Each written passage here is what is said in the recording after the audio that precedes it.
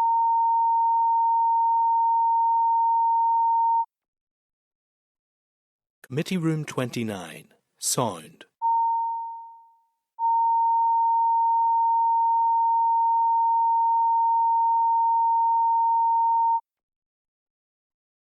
Committee Room 29, Sound.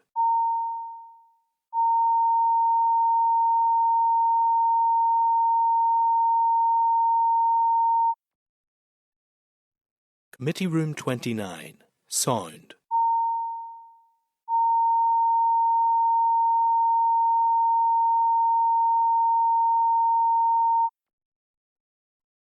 Committee Room 29, Sound.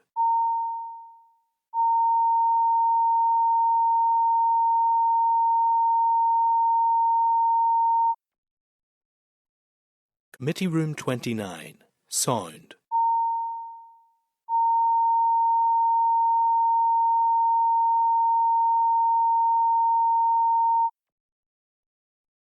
Committee Room 29, Sound.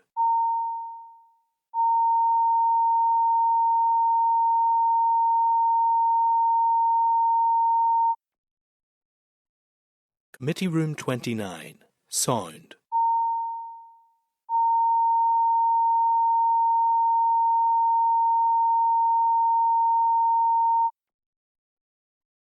Committee Room 29, Sound.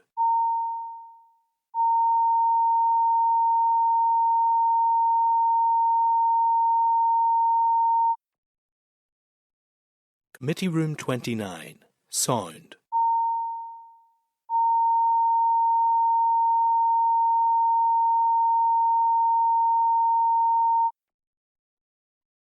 Committee Room 29, Sound.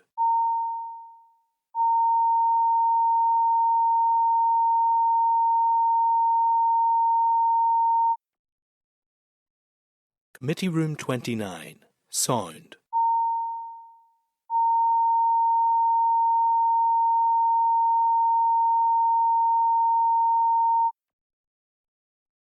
Committee Room 29, Sound.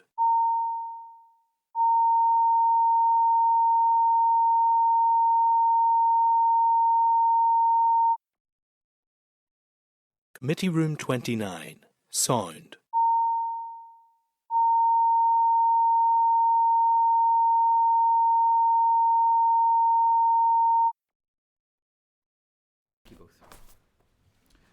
Okay, so we're back into public session now, so I'll just pass over to the clerk to clarify what discussions were had and decisions that were reached in that session.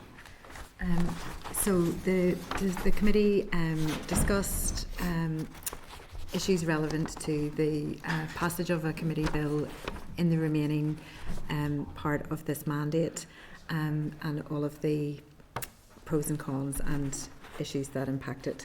The committee also considered a time frame just to see how realistic that might be, and the committee discussed content of a committee bill. So next week it will make a decision on whether to go ahead with a single objective in a committee bill. Okay. Yeah. Members agreed. That's a fair summary of what was agreed. So that closes down item 6 and moves us on to item 7 on the agenda. So item 7 is an oral briefing, and I think we're just getting the yes, I've got that noted, bringing the witnesses through. So it's oral briefing from the Partnership for Inclusive Education, and it's in relation to the committee's inquiry into SEND provision and transformation agenda. So I'll draw members' attention to a briefing note from the committee clerk at page 52, and the partnership's response to the SEND reform agenda, which is included for members at page 54. I will let the witnesses maybe just introduce the partnership itself in terms of how it's structured and who is a member of that, but I'm very happy to welcome Dr. Ernest Purvis here with us today, the Head of Policy at Children in Northern Ireland. You're very welcome. And we have Mary Alice Clancy as well, who is the Policy and Campaigns Officer with the Royal National Institute for Blind People in Northern Ireland. So I will hand over to yourselves for any initial presentation. Please do feel free to introduce the work of the partnership so members are clear on what that is, and for anyone watching. So usually look to 10 minutes for a presentation, up to 10 minutes. No apologies that we've kept you waiting, but if you could keep to that timeline, that would be really helpful. And then we will move to question and answer, and we generally try to work to sort of 5 minutes per inquiry with each member, so that requires members and witnesses to work together. But I think at this stage I'll hand over to yourselves for any opening remarks you want to make. Thank you. Thank you, Chair, and thank you to the committee for the opportunity to speak today. You'll be grateful to hear that I'm not going to attempt to summarise the detailed paper that we've already shared with the committee. I don't think that's the best use of your time, which I think is probably best spent in open discussion and asking the questions you feel are the most important. I think it's important for the committee to consider our submission in full. So instead of presenting a summary, I'll just use my opening remarks to try and frame our contribution and highlight what we think are key areas for scrutiny and debate. The Partnership for Inclusive Education is a group of members of Children in Northern Ireland who work directly with children, families and schools. Across our membership, you will find advocates, legal advisors, therapists, trainers and specialists in autism and neurodiversity, sensory and physical disabilities, mental health, communication needs and complex additional needs. We see every day the reality of how the current system operates and the consequences when it does not work as it should. When the SEN Reform Agenda and Delivery Plan were published, our members felt it was essential to respond comprehensively. The Partnership are keen to help shape a reform process that is workable, rights-based and grounded in the lived experience of children and families. Everything we say today is rooted in the best interests of the child and in the legal rights children and young people already hold. We have a duty to advocate on behalf of the children who are being failed and the families who are struggling. It's important to state clearly from the outset that we want to work constructively with all key stakeholders to support the reform process and to highlight potential solutions. If we are critical, our criticisms are directed at systemic barriers, not at individuals or schools. Across this system, there are dedicated, committed professionals who are doing their best in an environment marked by rising need and severe resource pressure. I think we're all working towards the same thing: a coherent, inclusive system that gives every child the opportunity to reach their full potential. We also want to make clear that we welcome the ambition of the SEN Reform Agenda. The commitment to early intervention, inclusive practice, improved training and a more joined-up system is urgently needed, and we want to help ensure the reforms achieve what they set out to do. To do that, we need to start by recognising why the current system does not function effectively for all children. The legislation is strong and essential in protecting children's entitlement to an effective education. The problems arise in interpretation, implementation and resourcing. That is why families end up in tribunal and why so many appeals are conceded. If these reforms are to succeed, they must reinforce, not weaken, the clarity and accessibility of those statutory rights. At the same time, while we support the principle of a graduated early help model, it is crucial that new processes do not inadvertently become new barriers. Early intervention must be responsive, properly supported and clearly defined, and the pathway to statutory assessment and a statement must remain transparent, timely and consistent across Northern Ireland. A successful model is one where early intervention reduces the need for statements, not one where it delays or obstructs them. Reform also needs to be grounded in robust evidence and transparent data. Many of the most critical indicators of system stress, such as waiting times, children without suitable placements, non-attendance and tribunal data already exist, but are not consistently published or easily accessible.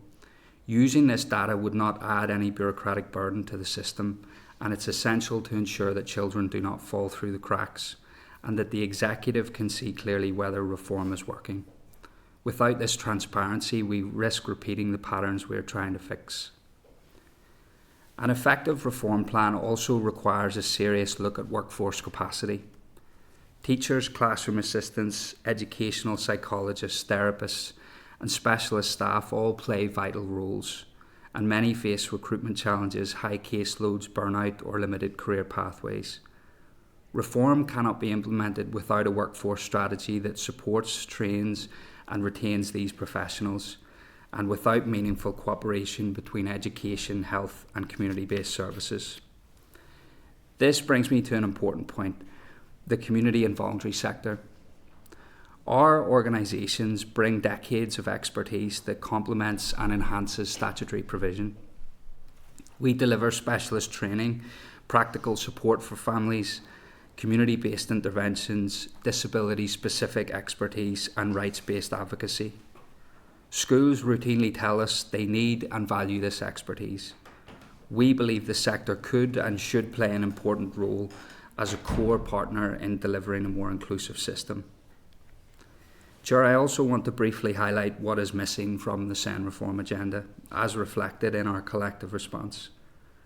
We have pointed to specific areas such as mental health, reduced timetables, non-attendance, and specialist provision in mainstream settings, which you can read more about in our paper, but I'll keep my comments focused on the big picture. First, the lack of public consultation and a quality impact assessment is puzzling. This is one of the most far-reaching education reforms in a generation, and it must be assessed for its impact on children with disabilities, on rural communities, children from ethnic minority and newcomer families, low-income families, children in care, and others who may be disproportionately affected. Second, while the strategy sets out the what, it is less clear about the how when it comes to cross-departmental working. Many of the issues in SEND, particularly mental health, therapeutic input and transitions, cannot be solved by education alone. A reform agenda of this scale requires clear structures, shared responsibilities and mechanisms for joint delivery across departments. The Children's Services Cooperation Act 2015 sets out a range of legal duties in that regard, but its potential has not been fully realised. Third, the agenda needs a more explicit articulation of resources and sequencing. Ambition alone will not deliver change. Investment must be aligned with legal obligations, targeted where it has greatest impact, and sustained over time. Crucially, early intervention is not just the right approach, it is the most financially responsible one. When the right support is offered early, the need for costly crisis measures, appeals, etc. is dramatically reduced. And we must also be honest about the risks of getting this wrong. If reforms are implemented without adequate workforce and support service capacity, without proper data and transparency, without co-design, without protecting children's statutory rights, we risk increasing the number of appeals, increasing non-attendance, increasing exclusionary practices, and deepening the very inequalities the agenda seeks to address. That is why careful implementation, monitoring, and the committee's scrutiny role matters, because real children feel the consequences. I want to end by emphasising the opportunity in front of us. The partnership brings solutions as well as concerns. We can support training for schools. We can help co-design guidance and practice models. We can contribute specialist knowledge on autism, sensory disabilities, mental health and communication needs. We can work alongside the department and the EA to develop models of early intervention that are evidence-based and deliverable, and we can be a genuine partner in moving the system towards inclusion. Behind every policy debate, and as we speak, there is a child who is waiting for an assessment, waiting for the right support, waiting for a school place, waiting for adults to get the system right. When the system works, the transformation in that child's life is remarkable. They attend school regularly. They learn and develop. Their confidence grows. Their anxiety decreases and their mental health improves. Their family finds stability. Their future opens up. That is what this reform agenda is ultimately about, and that is why getting it right matters. I believe that we can create an education system that genuinely values every child, meets their needs, and enables them to fulfil their potential. The partnership is committed to working with everyone to make that vision a reality. Thank you, and happy to take any questions. Thank you, and look, thank you for both your written briefing and the oral evidence there. I think it's been really, really helpful and really comprehensive. I have a number of questions. It just occurs to me, actually, I should probably register an interest in that. My wife works for an organisation that sits on the partnership, so I should just note that, probably for the sake of having that noted on the record. In terms of my questions, I would like to focus on the two issues of early intervention and then statementing. And actually, oddly, sometimes we don't always see agreement, but your evidence isn't a million miles away, actually, from some of the things the EA have submitted to us for our evidence today. They're talking about ensuring that there's a new model of support at statementing point that seems to work for pupils, that needs to be delivered, but that has to be underpinned by early intervention. So I think some of the issues are around maybe just the trust in the system that maybe makes it difficult sometimes in terms of particularly parents having that engagement with the EA. So from your perspective on that, could you expand on that a little bit? You have referenced that you were a bit concerned about the lack of detail that is coming through from the EA around what a new support model might look like. Could you maybe set out what you think a new model of support that is focused on outcomes for children would look like?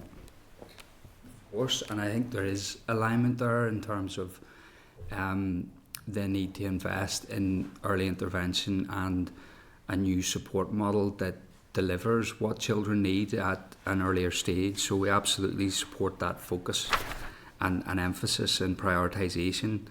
Early intervention, for us, it means identifying a child's needs as early as possible and putting the right support in place before difficulties escalate.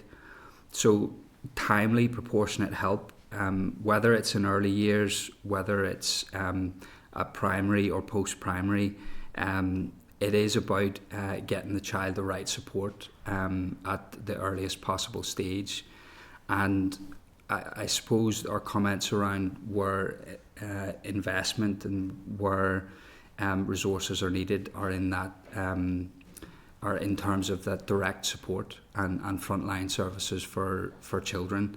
So I know the EA have talked a lot about local impact teams and where they want that model to go and what they want it to do. And we want to see that capacity strengthened and investment there and children being able to access that support at an earlier stage. So that's what we mean by early intervention. Well, that was going to be my next question, because we also hear consistently that resource is so scarce. So if you were making the decisions around the scarce resource that is available, where would you put it right now in the system? I think probably just to return to what I was saying around early intervention. I mean, we recognise the current financial climate that government are operating in and the need to prioritise. For us, the priority should be that direct support, those frontline services that children rely on, that the local impact teams have been set up to deliver. That should absolutely be the priority. Just if we can move on to statementing, if that's okay. I mean, I noted down, I don't know if I'm quoting you exactly accurately, but that whatever happens around early intervention, you've also added that you're clear the pathway to a statement should be transparent and understood and accessible. I don't know if those are exactly the words, but that's basically the point you were making. Do you think the current process for statementing is working at the moment? The feedback we get from the EA is that really the lack of support upstream drives the statementing. Do you share the view, essentially, that if you get early intervention right, that you may not require as many statements, or do you think there is always going to be a need for statementing to be the end destination of this process? I think I need to be careful here in terms of how I answer that, because there is always going to be a need for statements. But the point in early intervention, strengthening that capacity and delivery and investing in it, is ultimately to try and reduce the need for statements. And I think I do agree with some of the analysis around children and parents being forced into that more formal pathway in order to access support. It absolutely is because of the lack of early intervention and lack of support services at an earlier stage. And often ends up in tribunals because it's resisted, and it's which it was more expense and more distress for the parents and children involved. And probably just one other question on this then. So at that point of when a statement is delivered, I mean, you're really clear that the legal framework is clear and robust and should be treated as such. So when a statement is actually granted, what would your assessment be of what a good statement looks like? So what support actually comes on the other side of that, so that it's not just a paper exercise of, okay, we've conceded the child needs a statement, but what's the effective support look like on the other side of that? Ultimately, that is should be tailored to the individual child, and I think others are probably better placed to talk about the technical details of a statement. That's not something that I could reflect well in terms of the expertise across the partnership on that. But I think there is probably an important point to raise there around the legislation and the legal clarity. I think SEN reform is a really interesting area for us, because normally we would be coming to talk to MLAs about strengthening legislation. We'd be looking for legal reforms to support children, young people, and strengthen services. And actually the impression I get is that the legislation is quite strong.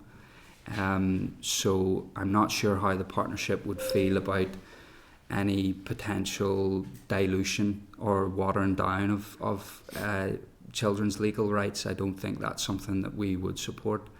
But ultimately, a statement should be tailored to the child, and I mean, it is a legal document, extremely important in access and support. Maybe just one other question, and if you don't feel that it's particularly your area of expertise, that there is the issue around the draft revised code of practice that sits in the mix, and it's sort of hinted at that might be coming and might actually be introduced formally. What would your sense on that be? Would you be arguing for the need for changing that code of practice, or do you feel that it is working effectively as it is in its current format? Not effectively, we know the processes don't work, but the legal framework sits as it should. I think members and across the partnership, some people have expressed concerns about the draft revised code of practice. That they're looking for legal clarity around that, and I think they're concerned about those barriers, those obstacles to access and support, and it being more difficult for children and families to do that. But without putting words in your mouth, just to make sure I've understood this, because I think this is something I would like to pick up with the EA afterwards, that early intervention, the legislative framework that goes around the whole process from stage one through to a statement, should be about getting children access to support, not putting barriers in place. Is that a fair assessment of where you'd be at as a partnership on this? Okay. No, that's helpful. So had a number of indications. If anybody else wants to come in, Kathy, I got your indication first there. Thanks, Chair. Thanks very much for coming in and presenting today. There's just a line in your presentation that caught my eye, was that you're cautious about the gap between policy intention and operational reality. That's something we hear time and time again from school leaders, principals, parents, even who are reading these documents as well. Can you give me more of an understanding what your take on that is, or what you mean by that?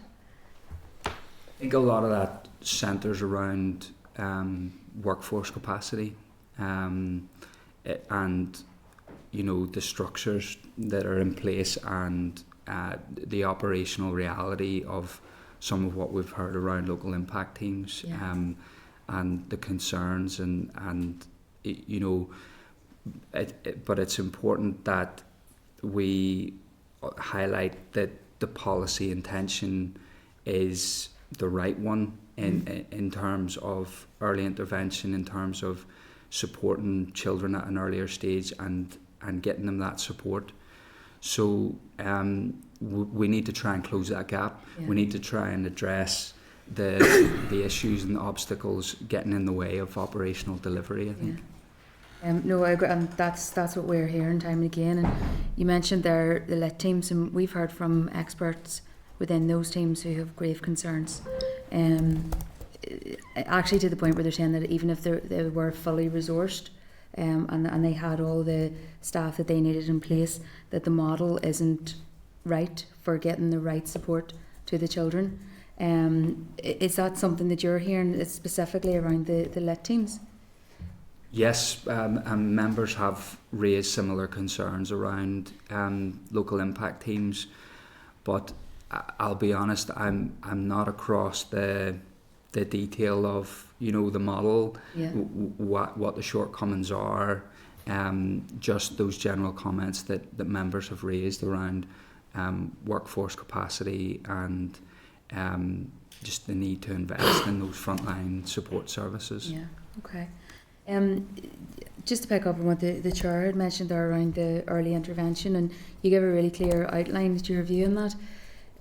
Whenever the LIT teams were first sort of floated, there was the idea that health was going to be heavily involved in them, and then it's kind of went in the opposite direction to that.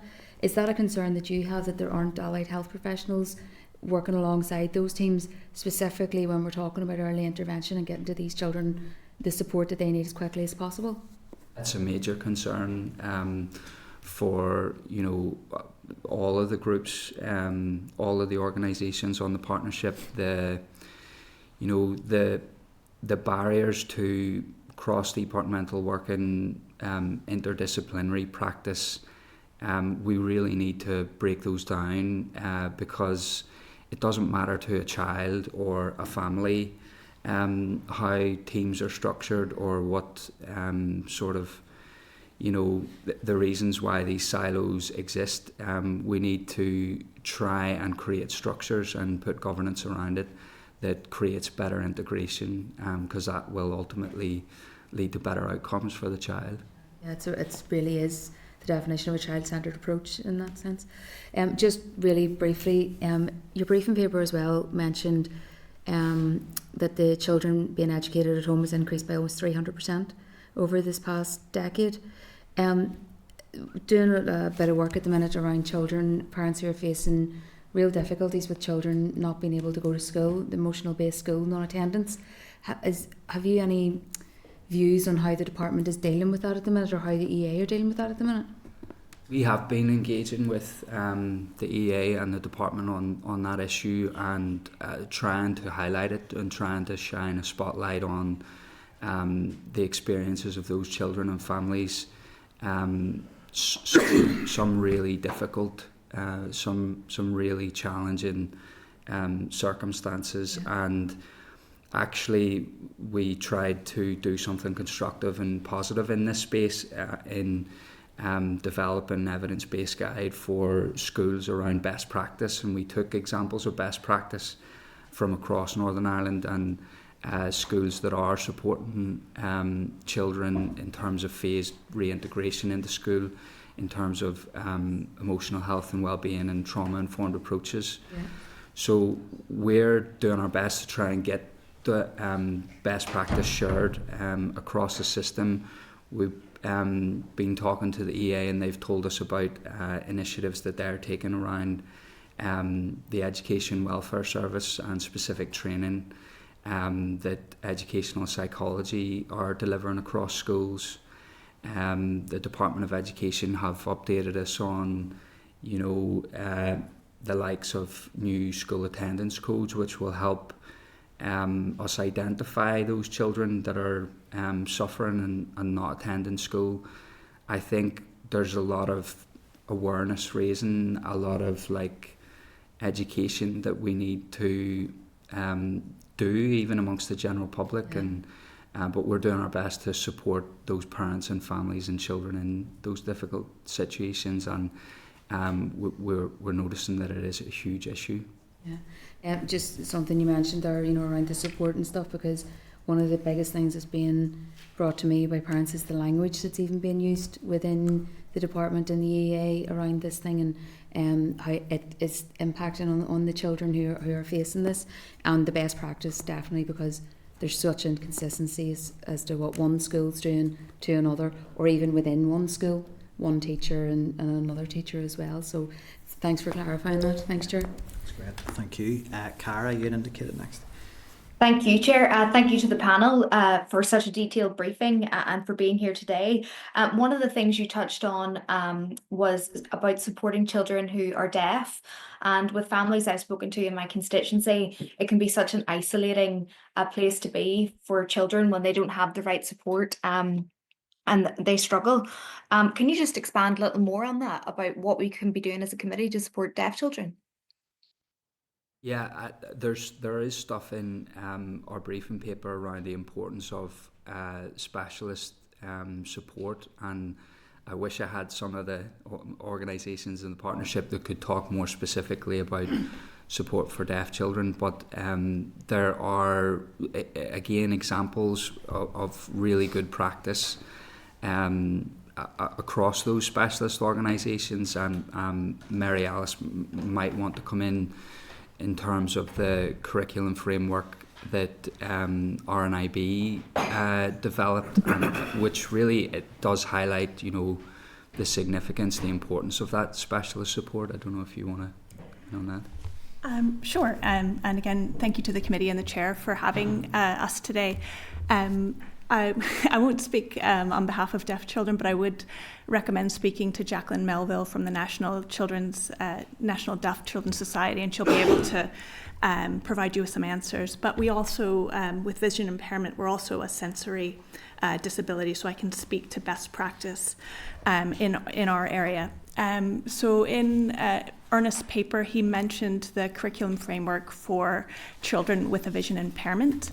And he alluded to it as an example of best practice that has been informed by co-design with academia, with charities, and also with qualified teachers of the visually impaired, and also those with lived experience of visual impairment.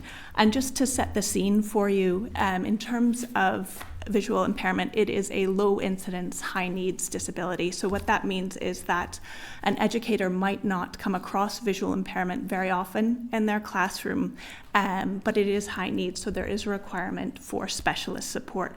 So unfortunately, not having best practice, what often it being a low incidence disability, means that children and young people often receive the wrong support by the wrong person and at the wrong time.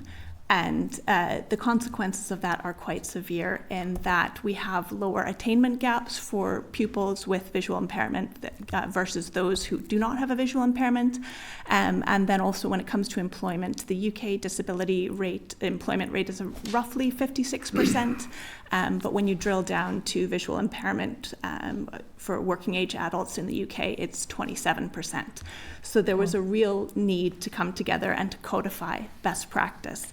So this is a UK-wide document. It's developed by the University of Birmingham, UK-wide charities such as RNIB and the Thomas Pocklington Trust, and also qualified teachers of the visually impaired, habilitation specialists, and those with lived experience.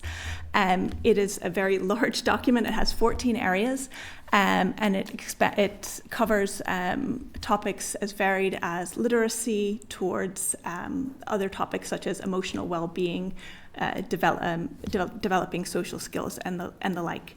And it also goes from age 0 to 25, so this notion of early intervention is embedded within the document.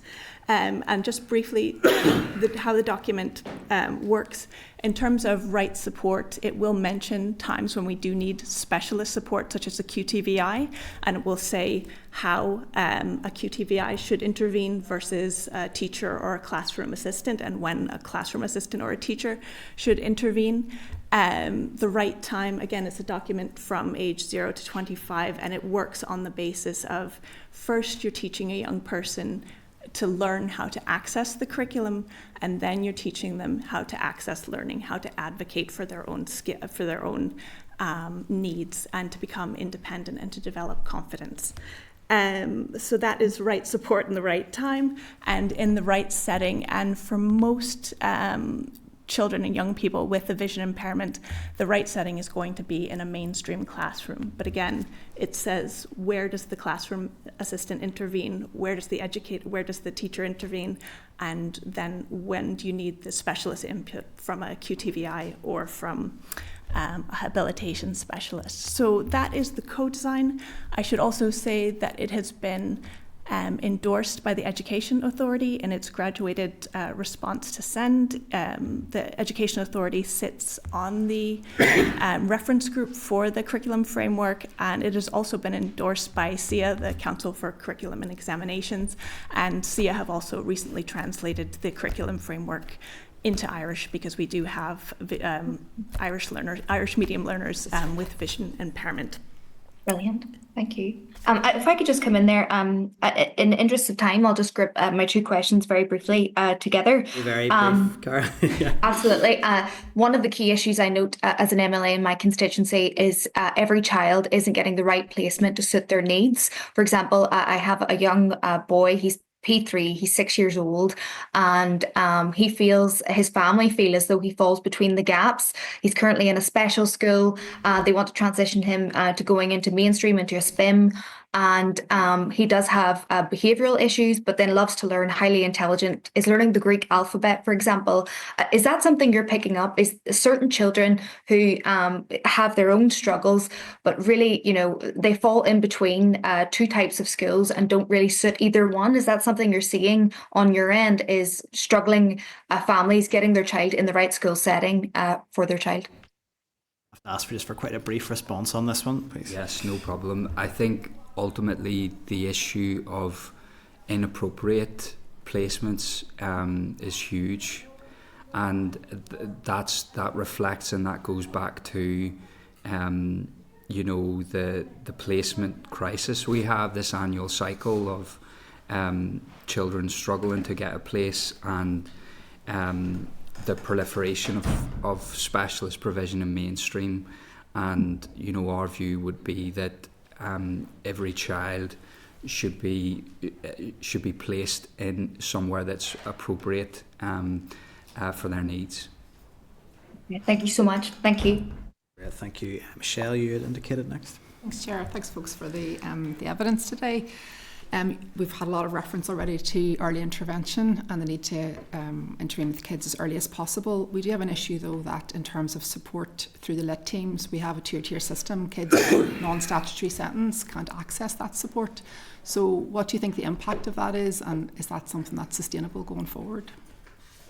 I think that is really worrying, really concerning, and particularly with early years. It's something that we tried to highlight in the paper, that there shouldn't be a distinction there in terms of children accessing that support. It shouldn't be determined by whatever setting it is, and I don't think it's sustainable. I think we do need to resolve that and address that inequality. You reference the over-reliance on pilot projects in your briefing as well, and I would probably be sympathetic to that point of view. I think given the financial constraints we have right now and the evidence you've already given about the need to focus in on services, what is your assessment then of how that's panning out? Should we start to seriously consider scaling down on pilot projects to focus on frontline services? I do understand the rationale for pilot projects if it is new or innovative, practice that needs tested and evaluated and properly considered before it's scaled up or before it's mainstreamed. But the reason we highlight it, and again we're concerned with the prospect of postcode lotteries for support, that's something that we need to get away from, and pilot projects should never be used as something to point to in a time of financial difficulties or public sector spending constraint. Ultimately, if what is being delivered is effective, that's supporting children and producing better outcomes, it needs to be rolled out across the board.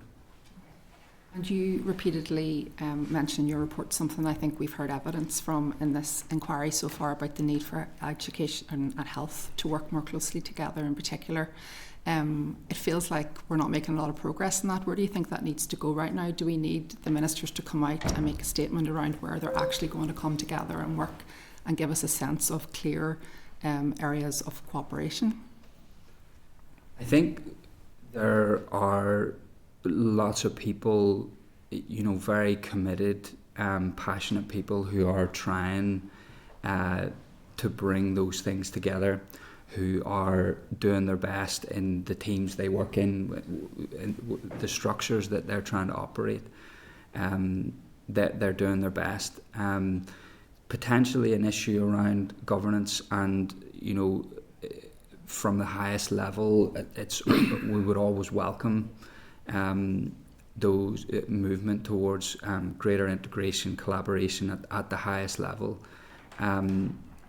I think it's important to say that there's a legal duty and a legal imperative through the Children's Services Cooperation Act to ensure that collaboration and that structures are in place for that sort of integration. So I don't fully know the reasons why we're still facing those barriers, and it could be because of governance and structures, but it should be a priority for action and improving as part of the reform process.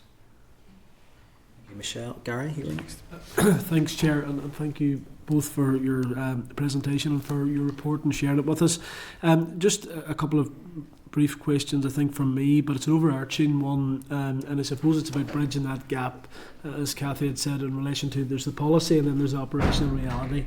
And I suppose the question that I had was around the participation of children and families, and probably from your own perspective, Dr. Purvis. How do we get beyond sort of what many see as sort of tokenistic engagements with children and with families, and how do you see the department, I suppose, better engaging with children and families around these reforms? One of the things I tried to signal in my opening remarks was the role that the community and voluntary sector can play here as part of the reform process. As, yes, being a critical friend, providing a challenge function, and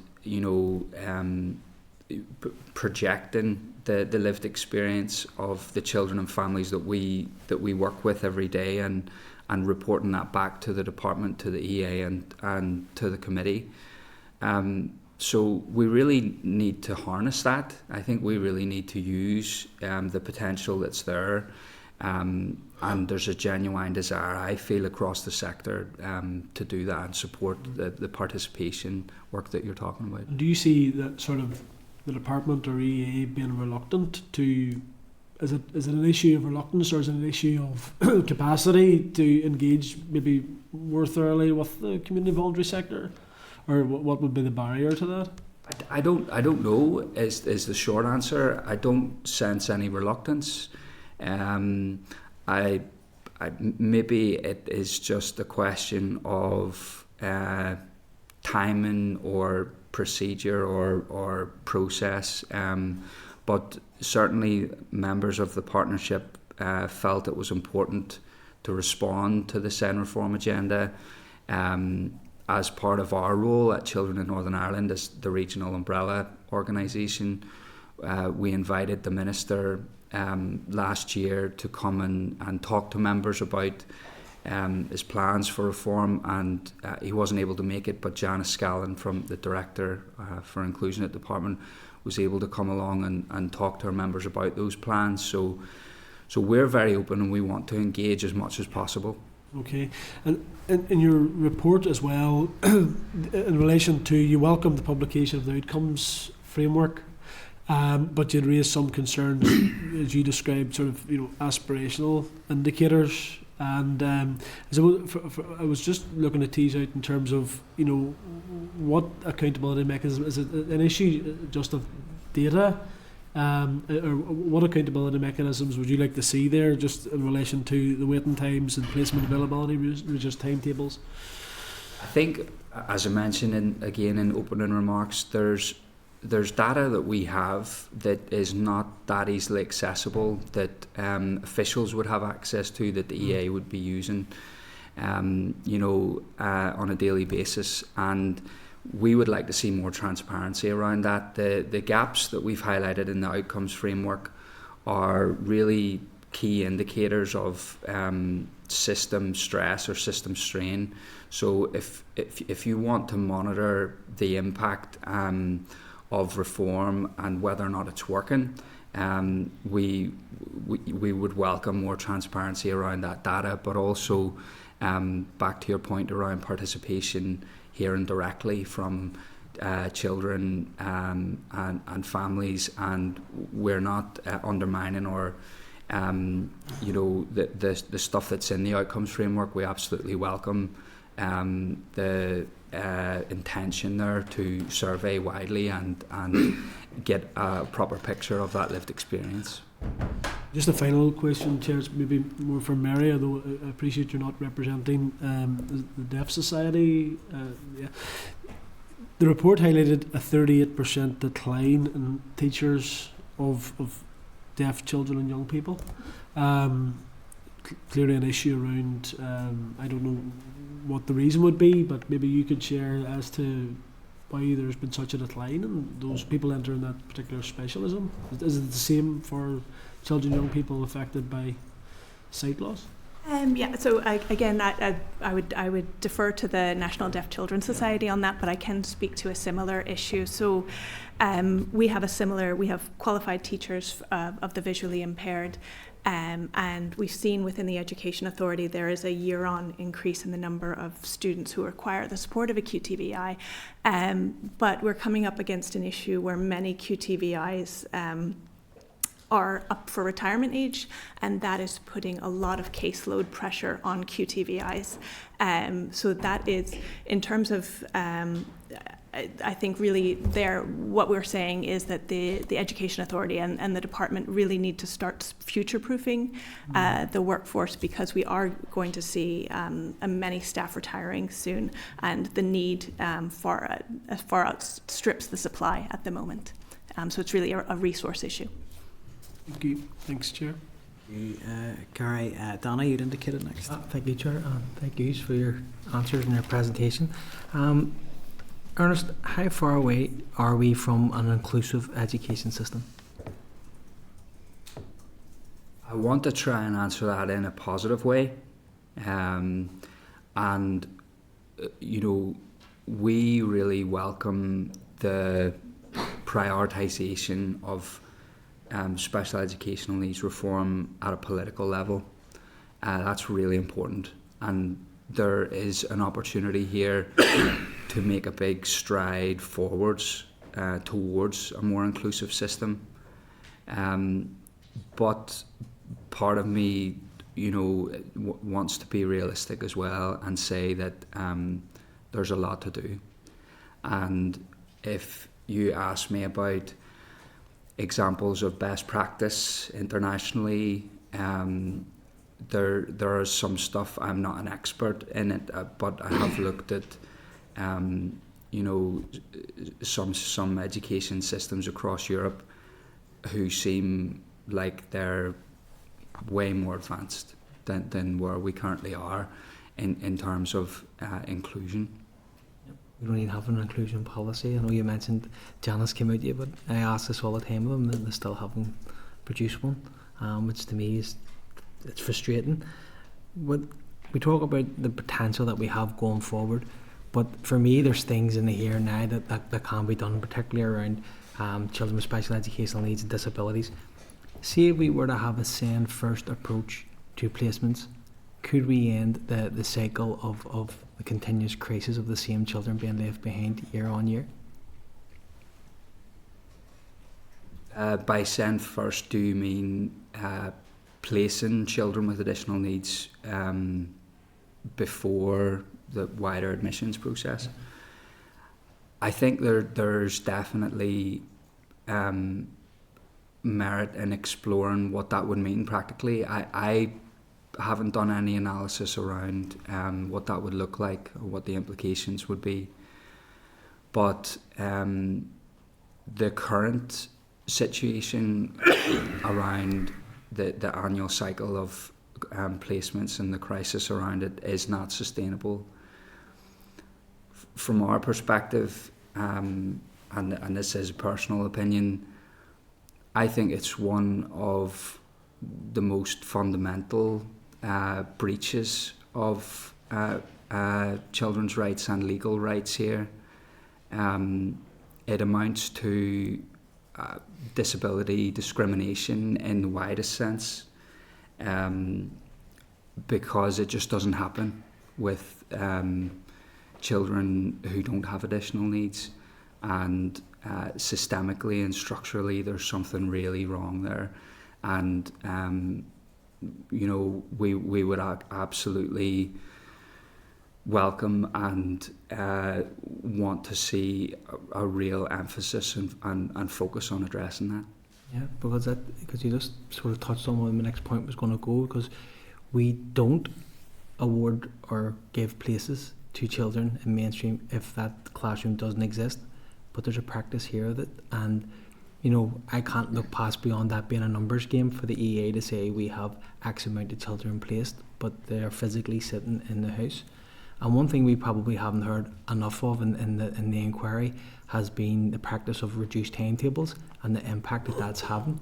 And I was just wondering, could you go into a wee bit of your experiences around that, because it's not even probably being noted how many children are actually missing school or being marked in as well while they wait on their school place, and the impact that's having on their education, because for me that's not a child-centred approach, and it goes against the rights of a child.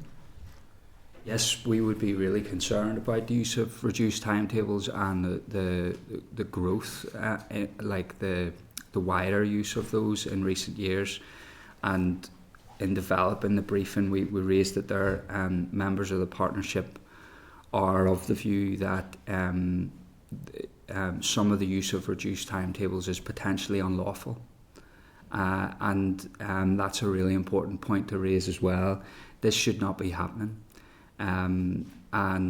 It again, we highlighted it as a gap because it's not addressed specifically or explicitly in the SEN reform agenda document or delivery plan, and again, it's a major area of concern, and it requires action. So some of the stuff that we point to, potential solutions or at least initial actions in that area, could be around proper reporting mechanism and some sort of framework that would govern the use of that, so that we can actually understand and see the extent of it, because it is children and families and their advocates and their legal advisors that are raising it. It's very hard to get data and actual evidence on it. And this last one, is that putting the pressure then at parents in school rather than parents in the EAC? That pressure's more again on school leaders? A brief response, Ernest, on that. Yeah, I think so. I think it puts parents in a really difficult position, because if they don't have if an advocate, if they don't have the right advice, what can you do in that situation? You know, parents are, a lot of them probably feel trapped into accepting the reduced timetable, and it's not acceptable. Thank you. Yeah. David, you were next. Thanks very much, Chair, and thanks for your presentation so far, Ernest. Can I ask, I noticed from your the documents that you give to us, some of the commentary around SPIMS and so on, and understand, I think there's nobody around the table, and I'm not even sure the Department and the Minister wouldn't say that SPIMS have been part of an approach that has imperfectly dealt with a situation whereby we've had a bit of a crisis around the places available at special schools relative to the numbers coming forward who would otherwise probably be better placed in special schools. I think there's a recognition of that being an imperfect system. But SPIMS in principle, you do see worth in. You're not against them in principle. They do have their place within the system in your view. I think what we have said in the briefing paper, and I'm trying to reflect what would be the general feeling across the partnership, is that they see SPIMS and really the proliferation of SPIMS recently as a response to the lack of investment in special schools, and you know the limited places there. So that's what people are sort of reflecting. And the issue with SPIMS, I think, if you know, I'm interpreting what people are saying, right, is around quality and oversight. So there's no regional framework at the moment that I'm aware of to ensure a level of consistency and a set of standards across SPIMS. I think it would be important for the committee to consider the Education and Training Inspectorate report on SPIMS, which highlights that stuff, and we would agree with, you know, the concerns and the issues they raise. So, I mean, to put it another way, I don't think there is strong opposition to SPIMS. I don't think we're saying that they need a better system of regulation and they need to be run better. Except that I also accept that, by the way, the I would say a lack of resource towards special schools, and I think the Minister has, we understand, put forward the SEND capital plan, and we hope the executive can get to consider that soon, because it is important to, if we want to provide those places. I'm going to be a little bit parochial on that, because when we talk about SPIMS, I think we often, I think the public generally these days, because of the rise in learning difficulties like autism and so on as well, that's what we picture SPIMS being for. Deaf children, and we've had a number of comments about it today. I think in my own constituency in Craigie Primary School, we've got a really good system there. They speak very highly of both mainstream children and learning being done alongside their deaf units, and what that does for children is it normalises having children with disabilities around. They don't even see the difference in many ways, because they've grown up side by side and playing together in the playground, learning sign language, doing different things that makes that truly inclusive. And I know they would really love, and I know the Commissioner for Children and Young People has said it would be very positive to see them with a nursery to start that even earlier. Is that best? We've talked about international best practice. Is that best practice here in Northern Ireland that we'd like to see honed in on and improved? Absolutely. I'm not aware of that specific example, but you know, anywhere where we can highlight inclusive practice, we should be sharing that, and we should be letting people know how it works and how it's come about. And I think it's fair to say there are examples of good practice in terms of specialist provision in mainstream, and those are exactly the people that you should be going to if you're developing a set of standards or trying to put a framework and proper regulation around them. Absolutely. And very quickly, I'm just going to extend on Danny's question. You'd mentioned there the areas that you believe have international best practice. Where? And could you say a little bit more in terms of that and areas that we may wish to look at? Some of the areas that we've looked at across Europe, and I'm conscious that there are all sorts of contextual factors which might which might mean that they're not appropriate models for here. But like Portugal is one where I think actually they have gone as far as getting rid of special schools or using them very differently. I think actually is more accurate to say. And it looks like officials and people working in the education system here have looked at these models, because Portugal is one of the ones that uses former special schools as resource hubs and like places where specialist staff can be used to go out and support children in mainstream settings. Italy's an interesting one, where again they got rid of special schools many years ago, and I know that there's the EA and the department have talked a lot about how classroom assistants are used in the one-to-one support model. In Italy, I think they use a co-teaching model. So in a classroom, you would have a teacher supported by specialist staff. You would have children all educated together in the one classroom. And some members have across the partnership have looked at the example of Nordic countries like Finland and so on, who again, we're talking about inclusion, we're talking about everyone being educated together, which is I think the point you raised around Craigie. So I think, I hope and I think I'm right in saying that all these models are being looked at, and some of the examples of best practice are being considered as part of the reform process. Yeah. No, thank you very much, and I'm sure the chair will agree. If you come across anything else that you think that we should know about in terms of international practice, do inform us. Thank you, David. And I think just John to bring in. Thank you for that excellent brief and the written brief, which I read with interest. Homeschooling first, I'd just be keen to hear your thoughts, because, and this is no judgment on anyone who does homeschool, there could be a variety of reasons for that, but there is some national reviews out there which suggest homeschooling is a risk factor for children who may be neglected. They don't have the same visibility around some of the other safeguarding institutions and factors that being at school has. So in terms of that 300% rise, how do you think we could encourage pupils and parents back to school, given some of the real risks that there are around homeschooling?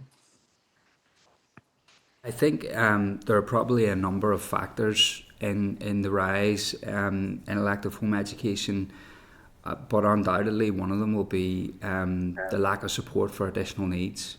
So the SEN reform agenda, a key part of it, and I do sense from the department of the EA that one of the things they want to achieve here is to regain the trust of parents and families. And if we can start to show hard evidence that these reforms are working and the system's improving and children are getting support sooner and getting the support they need, I think we can start to address some of the issues around children falling out of school and elective home education. But that's probably just part of the picture. And I think it's important to say one of the things we mentioned in the briefing is that we're also really concerned about the safeguarding aspect to this, and we think there should be something in place that captures the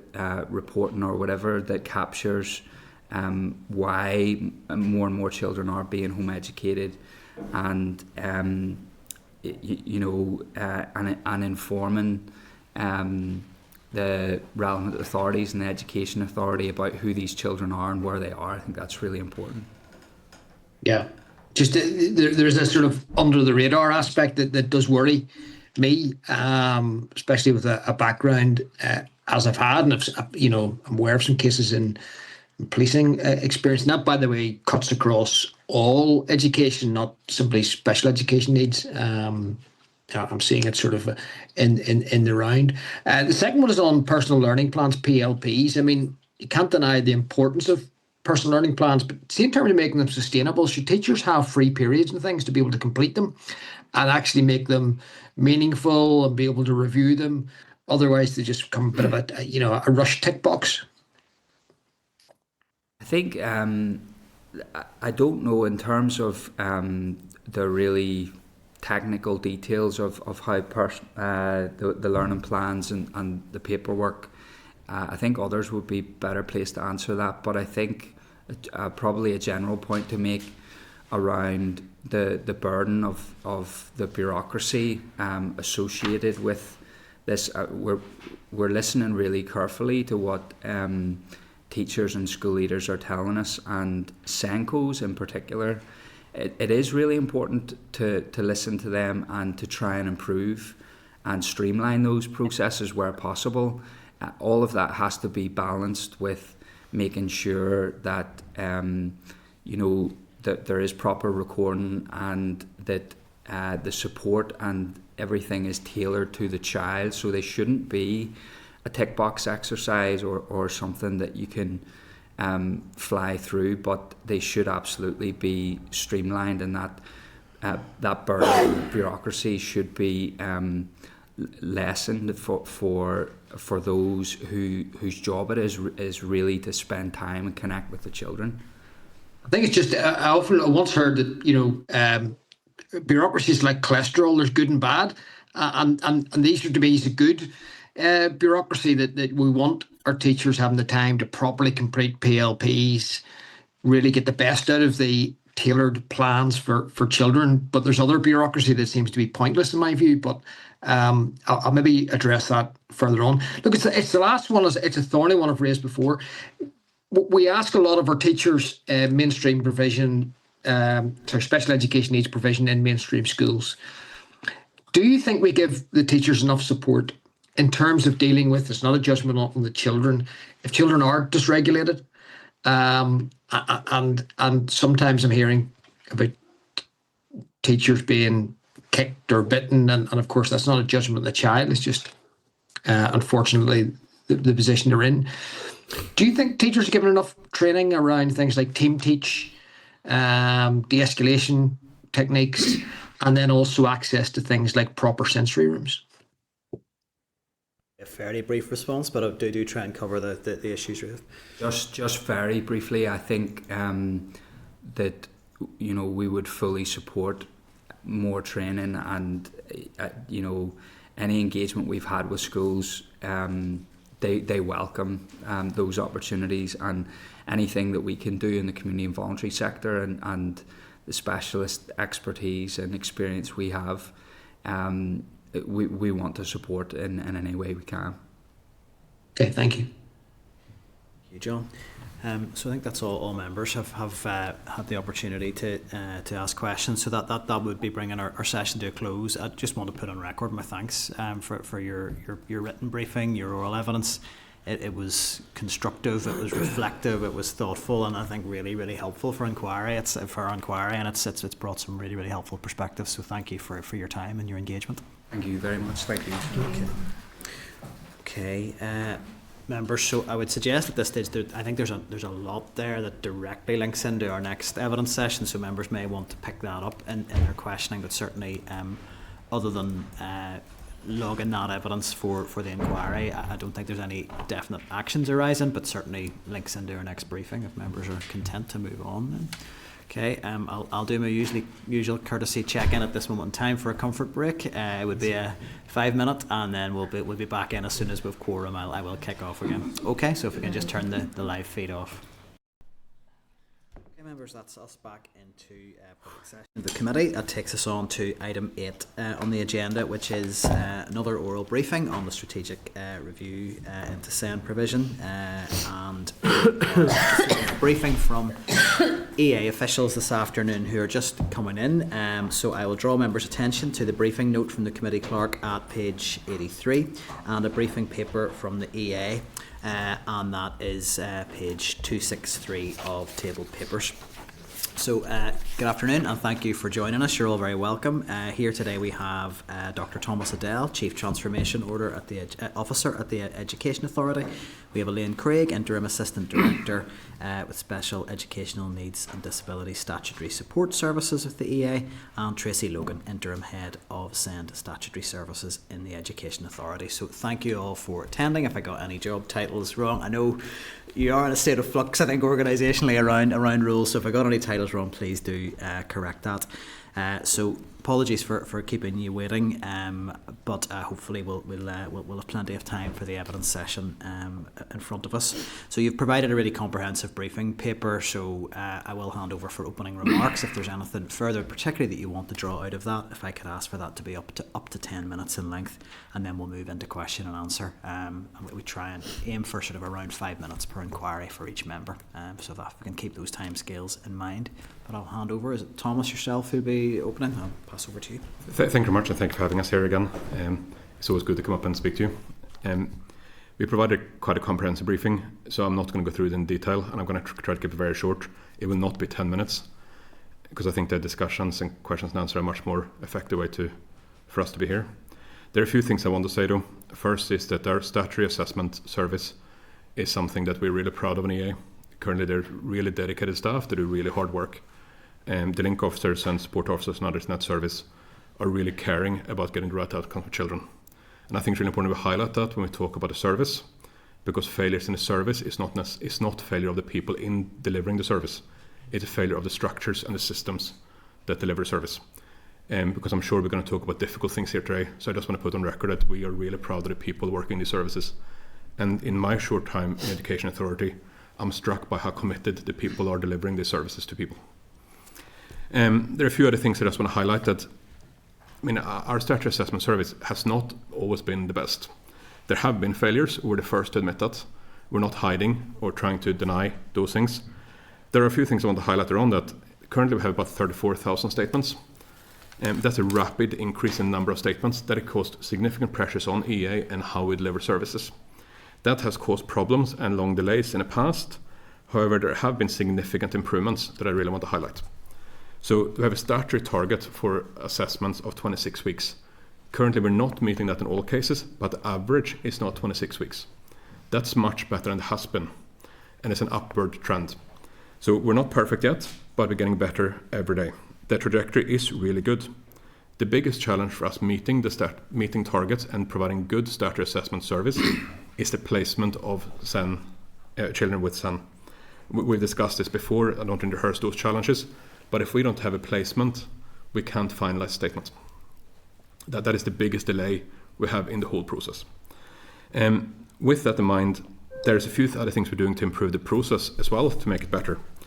So on the 12th of January next year, we're planning on going live with a new digital system for the statement or statutory assessment process.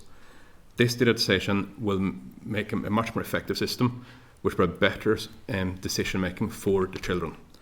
That means we can have better control what's happening, when it happens, and how it happens. It'll be much better for parents who can see what's happening with a child's case in real time. They'll be able to log into our portal and see what's happening, what stage they're at, what deadlines we have, what timelines there are, and when they can expect to hear things. That is good for parents. That is also good for us. When we make things more efficient, that means the good link officers we have can spend more time working with parents and schools to find the best outcome for children, rather than insist on doing system work. So that's a really positive thing. With that in mind, I would ask for support from you at this point. On the 12th of December, we're closing the old system, and between the 13th of December and the 12th of January, people can apply by email to us. The new cases they receive before 12th of January will not use the new system, will use the old systems. Cases after 12th of January will use the new system. It'd be better for parents towards the end of the month, or end of December, beginning of January, to wait to the 12th of January, because they didn't have the benefit of the new system. So when you're working with families, I would encourage you to ask people to wait to 12th of January, because that will be better for them. I also want to highlight that the 26-week target is challenging, but we are getting there. With the new digital system, and if we have placements next year, we are fairly confident that we will hit the 26-week target in the absolute vast majority of cases by next summer. I will go as far as saying that in the new statutory frameworks, they may or may not come in at some point, the 22-week target will be very close to by next summer. So in our questioning today, the question is on targets. Bring us back in June next year and see where we are, because we should be at 26 weeks. That's all I have to say, and thank you very much. Happy to take any questions you have. Okay, thank you. And I wish every witness could get through their initial presentations as quickly as that. It makes my job easier. I think first of all, I would like to thank both Tomas and also Gillian Cuthbert, who attended our stakeholder event last week. I think it was really positive to have EA engagement at that, and I know that the individuals who had EA officials at the tables welcomed having that perspective. So I think that engagement was really welcome. So we really did appreciate that. I probably should have been clear at the start in terms of the briefing. We are looking at the statutory assessment service and the statementing process, specifically in relation to our inquiry here. And I know it is difficult, and it has proved difficult, I think, in some of the evidence sessions for all of us to keep to one issue, because everything's connected. So we'll do our best, but obviously there's always that risk it'll stray into other territory. Before we just go into questions, could I just ask the bit that you mentioned towards the end in terms of the service change and wanting our help with? Could I ask that you put that in a note and send it? Yes, because absolutely. I'm just conscious that it'll be important for office staff in particular to be more aware of that, who, when we're up here, quite often dealing with all those things. MLAs, yeah. I think we will go publicly with that message as well. I just want to take the opportunity when speaking about the process to really highlight it to you. I think that's well worth noting. So I think it's clear really from your briefing and from either the written material as well that there's two sort of levels to this. There's the operational delivery of statementing and the challenges around the 26-week time frame and all of that, and then there is the sort of the policy level of what is it we're actually trying to achieve with this. So I'll maybe focus on the policy side of things first. Do you think that we need a new model of support for children with a statement, and if you do, what does that look like? The very simple is yes. So currently, if a child have a statement of special educational needs, the support offer that we provide is a setting, so it can be a special school or a special provision in mainstream or a mainstream setting, and classroom assistant support. Classroom assistants do fantastic work. They're a really dedicated workforce. They work really hard, but we're not very good at recognizing the good work classroom assistants are doing. So they are a generic grade, so to speak, or band. We don't recognise specialist training, we don't provide career progression, and we don't provide, quite frankly, appropriate pay for them, for the specialists in the have. If we did that to provide a much better support package at the end of a statement that looked at different models, different grades of support, specialist support. So if a child has a specialist specialist behaviour support, we should provide a special behaviour need, we should provide special behaviour support. If they have need for a smaller classroom size, well, is that a SPIM or is that a support offer of a smaller size that can develop as a child grows and develops and has different needs? That requires a complete different thinking of what we do. So if we take a random statement of the 34,000 statement we have and look at what do we offer at the end, the answer probably wouldn't be a generic classroom assistant. It'd be something more specific. So that's something we have to do. That's in the reform agenda that outside of Minister. That is something we're working on to try to find solutions. So I can't go into any details because we haven't got that work yet, but we're working on finding solutions. Could I then ask two things on that? The first question, I think this is something that probably tracks back to our earliest conversations as a committee on this issue. How do we convince parents? Because when I look at the numbers and I look at the spend on adult support, it's nearly £300 million. It's a huge sum of money. How do we convince parents that this is about a better model of support and not about saving money? Because I think that is if we're going to bring parents and families with us, we need to get this right. Well, absolutely, and I mean I can make it very absolutely categorically clear that we're not saving money here. This is not a money saving exercise. None of our savings process related directly to the SEND provisions, and as you know, this is not the money exercise. It's about providing the best support for children. If we look at other jurisdictions, I mean, I'm Swedish. I have the joy of reading Swedish. If we look at what we provide in Sweden, it's a package that's much wider. It includes professionals from healthcare, from educationalists, behaviour specialists, others. That is a package around the child that actually meet the child's needs. That might be one-to-one support, but quite often it's not one-to-one support. It's support to enable the child to live and be in an educational setting like other children, with the support to enjoy the same experience. We don't want children to become, this sounds really bad, addicted to an adult. We want an adult to enable the child to live a really good childhood life and prepare themselves for the future, whether that's academic or whether that is in some other shape or form. That requires really good, dedicated, specialist staff. So let's make sure that happens. So very quickly, and then I'll maybe just broaden it out a little bit. When we look at the SEN reform agenda and the delivery plan in particular, there has been a little bit of resistance from the department in terms of setting out really costings of that. We've got the 27 million in the mix, which is the pilot projects that came through the transformation board. And then there are higher level figures of in the region of 500 million to do everything. So it's not really clear how much any of this costs. In terms of what you're talking about, so a better support model for children, which if I've understood you correctly, is about early intervention, and then when we reach statementing point, that it's about a wider suite of options for support. I've understood that. What's the level of investment from your sense operationally to deliver that sort of a model? And I'm going to answer in a very unhelpful way, probably, because I think we can provide much better support with what we have. So let's start with that. If we have a budget, we can make sure we deliver maximum outcomes with that budget. If you give us an EA, as a delivery organization, more money, we can deliver even better services. So I would twist saying that it's not about cost itself, it's about making sure that we're spending the money we have in the best way possible.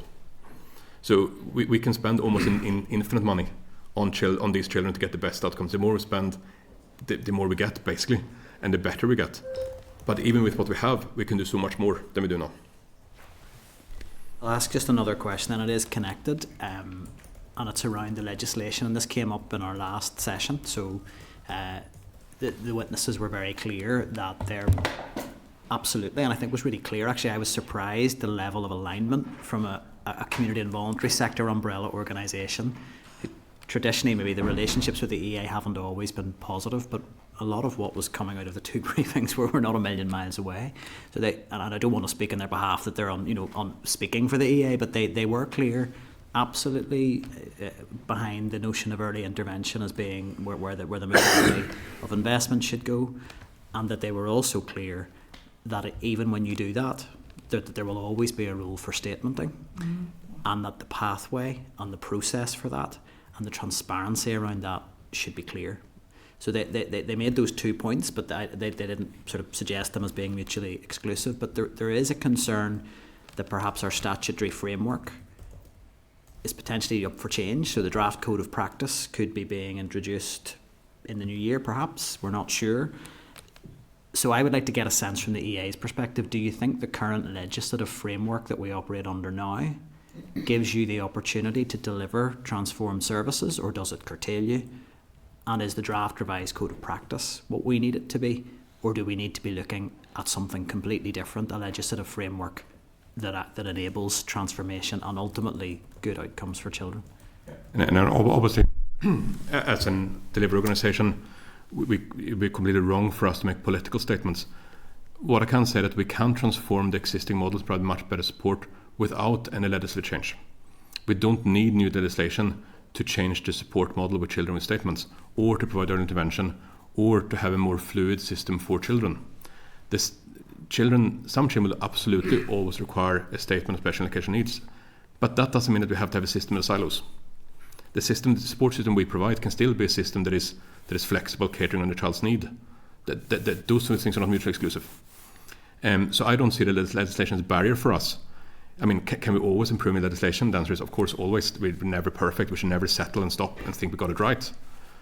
But I don't think legislation currently is a barrier. It isn't a barrier. It's that simple. Legislative changes is a question then, probably more broadly for the department. I'll ask one other question on that then. Tribunals come up as a sort of a factor in the system, and they're ultimately the mechanism by which a parent can hold the system to account if they don't think that statutory assessment process is working appropriately. But there seems to be agreement across the board that we have too many, that the high number of tribunals suggests something is not working in the system. Do you think that if we delivered an effective model of support for children with a statement, or for any child with SEN, that would have the effect of driving down tribunals? Is that something you would foresee as an outcome if we got this right? The simple answer is yes. The longer answer is that one reason why there is many tribunal cases is because of lack of trust in EA. So if we come to a decision, people don't trust what we say, and for very good reasons, mind you. But we don't want to trust us, therefore challenge what we have, the conclusion we have with the tribunal. If we provide a better support model that is more tailored to a child's need, which is clearer that we meet the needs for the child, that helps us to build confidence with the public. If we're actually delivering this, of course, talking about it's not enough, but if we deliver this, that should drive down tribunal cases. We have seen a significant reduction in tribunal cases over time. And we're much better now than we were. Still not an acceptable level, but much better than we were. And that is because we are much quicker. We're dealing with parents and the children much better than we were. So we've started that process, but by providing better support offer, we undoubtedly will provide better support for children, and therefore there'll be less need to appeal what we say. I think that's me for questions. I wanted to have the opportunity to discuss just some of the policy aspects of this. I have no doubt other members may want to get into delivery now, because there's an accountability aspect to everything we do here as well. But I think for the purposes of our inquiry, it is good to understand the sense of direction of travel around transformation, and we can explore some of that in more detail with the department as well. I have an indication from Cara. I haven't picked up any other indications, but I'll do so now. So that's great. Chair. Yeah, got you, John. Thank you. Thank you, Chair, and thank you again to the panel. I just have 3 questions, so I'll try and get through them in the number of minutes that I have. In my experience as an MLA, it seems that there's a systemic delay and really an unmet need when it comes to getting our children statemented effectively. And when looking through the briefing, it said, children can wait months or even years for a diagnosis or interventions, and it takes often years at a time. Can I ask, just currently, how many children outside statutory timescales for statements, and what is the longest wait within the system today? Would you have that to hand? Hi, Cara. So the longest one at the moment is 55 weeks. There's an open case at 55 weeks. You talked there about a delay in getting a statement. I'm going to, I suppose, be clear that diagnosis in itself is not led by that. The statement is not led by diagnosis at all. The SEN medical categories, as we were introduced back a number of years ago by DE, is very much about how the child is presenting at school and how that child is functioning, and that's what the assessment is around. So diagnosis in itself is not going to impact on the delay in terms of statutory assessment. There was something else you asked there at the end of that, and I can't remember what it was, but I can't read it. It was around what is the longest wait in the system today? You've asked that. How many children are currently outside the statutory timescales for statements? Currently 75. Okay, so, and that was as of this morning. So now there are reasons in and around that, as you'll appreciate. There are a number of those that are internal delay, and there are a number of those where there are capacity issues within our schools, and that we're trying to really address those and to seek placement. And there's other statutory process that we have to go and seek an approval for placements, etc. But there has been a vast improvement in that. I suppose I am very proud of the service, and I am very passionate about the service. And I was looking at some stats yesterday in preparation for coming here, and when I look at the improvements, so back in June we were sitting with something like 12.5% of children over the 26-week time period in terms of going through statutory, and as of the figures there on Monday we were at 5%. So I mean that is a vast reduction. The team are working really hard.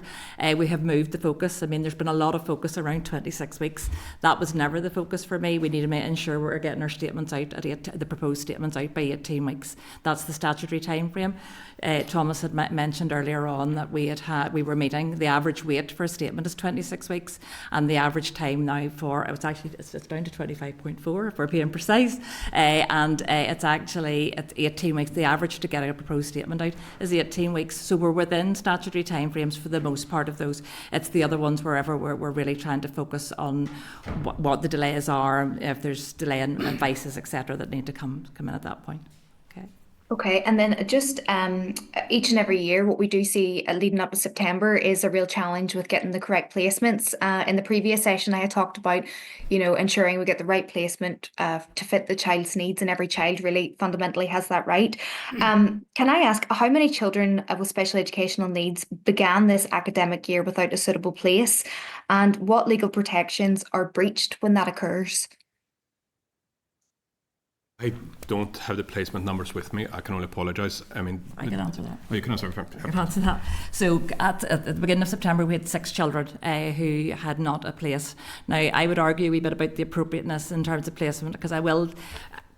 When we look at the definition of SEN and what that actually is set out in the 96 order, where we are talking about a child who needs something that is additional to or otherwise different from what's normally available within a mainstream school. And when we take children through, then we go through then to SENDO, and children will be placed. The default is a mainstream school, and that is really the only time that isn't if it's incompatible with the wishes of the parent or the efficient education of other children. And that's the legal test. So no matter what we do with any children within the system and going through statutory, those are the questions that we have to answer whenever we get a parental preference for a particular school. So there may have been children waiting for a particular type. Regardless of recommendation, there were 6 children in September, and then we worked with the various schools where there were delays around contingencies. But I suppose it's in around just to understand the appropriateness piece, because the default will always be for mainstream with, whenever we're working through that. Okay, thank you. No, it's very helpful to have those numbers to hand, for us as a committee. Just lastly, in interest of time, one of the key issues I'm actually working on at the minute is around the unregulated use of reduced timetables. And I note in our pack, it had said there is currently no statutory framework, no oversight by the Education Authority, and no centralised data collection. Why does the Education Authority not hold comprehensive data on children who are forced into reduced timetables, and when will this gap be closed? Because it is something that's come up a few times in my constituency office, and I'm just curious what kind of work you're doing to explore this further. I'll try for a brief answer. No, it's a big topic. Big ask.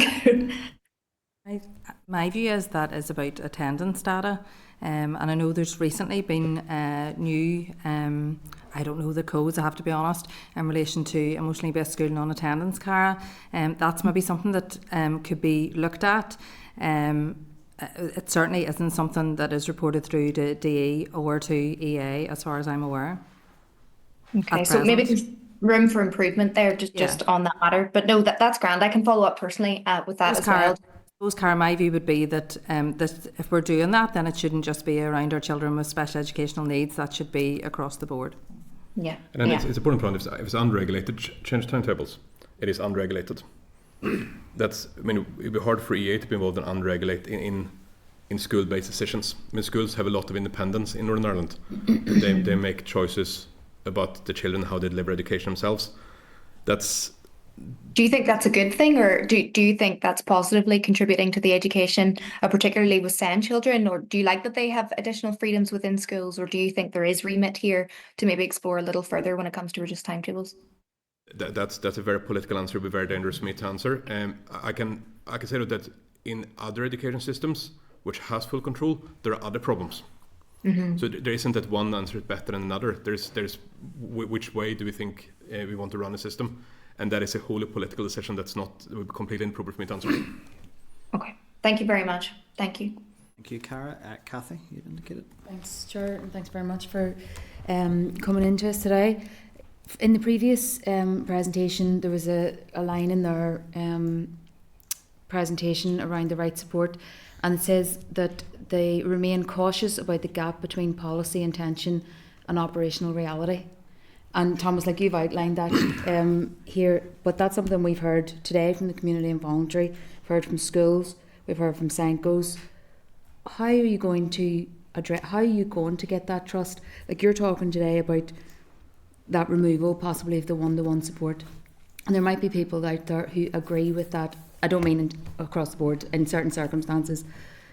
There might be people out there who agree with that concept, but at this minute in time, that one-to-one support, no matter who, for a parent, they're looking at that one-to-one support as the wraparound care. They might be medically supporting the child, they might be providing literacy support, they might be providing all of that. How are you going to get that trust that you talk about and bridge that gap? If I could answer that with a simple answer, I don't think we'd be sitting here. I think it's a very simple thing, because then it would be done. That's an incredibly difficult question to get that trust. And I mean, first of all, I just want to say that nothing we're doing is removing one-to-one support. It's looking at how do we best support our children. That might be one-to-one, or it might be some other support. But so it's not about removing one-to-one. It's a really important point to make, and it's not about removing professional groups. It's about ensuring how can we best provide this support for the child that's there.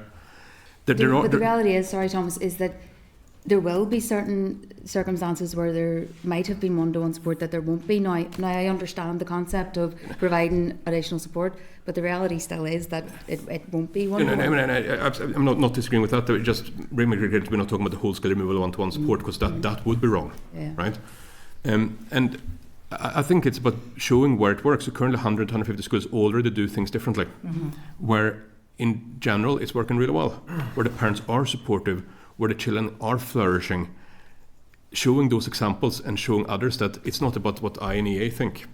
It's those parents in those schools, those principals, those teachers, they can speak about their children, how can they see their children doing much better than they did before. And that's the really exciting stories. I mean, when I'm out traveling, missing schools, going to visit as many as I can. I've only been in post not that long, so haven't got that far around yet. That's what they're all telling me, that we want to do things differently because we can do so much more for our children. When we speak to our community development secretary to say the same thing, so it's about coming together and saying, actually, this is not evil EA. This is actually what's best for children. They won't trust me, but they might trust other parents who have experienced it. They will trust teachers more than they trust me. They will trust the charities. So by working together to come up with models, then that's how we can build that trust. Yeah, and can that be done without the involvement of health? No, of course not. No, health is an absolute key actor. A support model that looks at the needs of a child means there will be health people in that model. I mean, some really obvious ones: speech and language therapists, social workers, occupational therapists, some kind of psychologist, but maybe not psychologists, but psychology.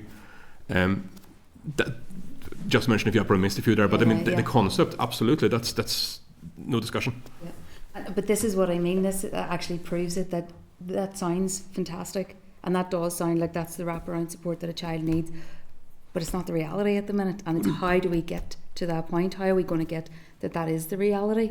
Because there is a suspicion, and I do try to be straight with you. There is a suspicion out there that we're hearing that the SEN reform plan is an attempt to push everything onto schools whilst pulling away resources and whilst pulling away that one-to-one.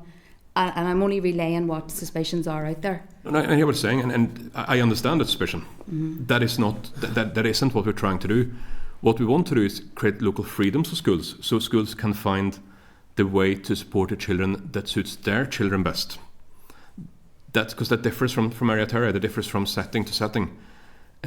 So how can a school meet the need of their children in the best way possible? How do we get over that? Well, by working with the people who will be delivering service at schools, by including charities, by including other statutory bodies, health, but also commissioners and autism reviewer, children's commissioner, and those groups, and involving parents the whole way through the process, using the experience from parents that have gone through different experiences, having things like critical friends from other jurisdictions that do things differently, that can ask the difficult questions. That's the only way I think we can bring confidence. And by working with yourselves and others to show that actually, we are generally trying to do something quite exciting that is better for children, working together on that. And then we can argue about the details of that, absolutely, and that I'm sure we will many times going forward. But I would ask that, at this point we're at a very early stage, right? We want to look at building a solid evidence base so we can show what the needs are. And there are ways we can do that. We can play around with the existing statements we have. So education scholar reports in the statements are quite good in saying what the needs of the children actually are. Let's use that knowledge we have and build up this bigger understanding of essentially all our children with statements needs now, because that will tell us what a broad model what could look like. So bring us back in February time, mid-end February, where hopefully we can talk to you about that kind of evidence base, because then it becomes much clearer what the answer should be. At the moment it's very hypothetical, but I don't want to hide anything from you, so that's why I'm saying it's very hypothetically. But bring us back in February, we can talk about what we have looked, the evidence we found when we look at our statements we have. Briefly, it's just final comment. Really. It's just because, and I appreciate that, but like you've mentioned, there are charities, you've mentioned health, you've mentioned lots of other organisations, but what schools are looking at now and what parents are looking at now is what are the EA providing for us, and that's why I'm saying that there's kind of that suspicion that maybe some resources are being pulled away and it's being put back onto the schools without the resources to do it. So what they're looking for is and schools will step up to the plate in my experience. And they want to provide the best for their children, but they need the support to do that, and they don't feel that at this minute in time. And I'm not questioning that, but we're saying that we will build that up support for them and with them. I mean, we're looking at other things. Well, I think we mentioned when we were here 2 weeks ago. Briefly to finish, Tomas. That we were looking at support packages for schools to release Senko's support packages around administration. Exactly what that is, how much we can do with our budgets we have. That's something we have to work out, but we'll do something. Going forward, and that might not be perfect, but at least it's a gesture showing me moving in the right direction. Can I add to that, Chair? Just it would just be very arguably, I know it will be a promise. Arguably, I think we've actually stymied schools by this one model of support, and that's it. Because there are many schools who cannot recruit and who have hours of support that children are not getting. And the 150 schools that are doing something differently, that has happened organically because they want to try something different.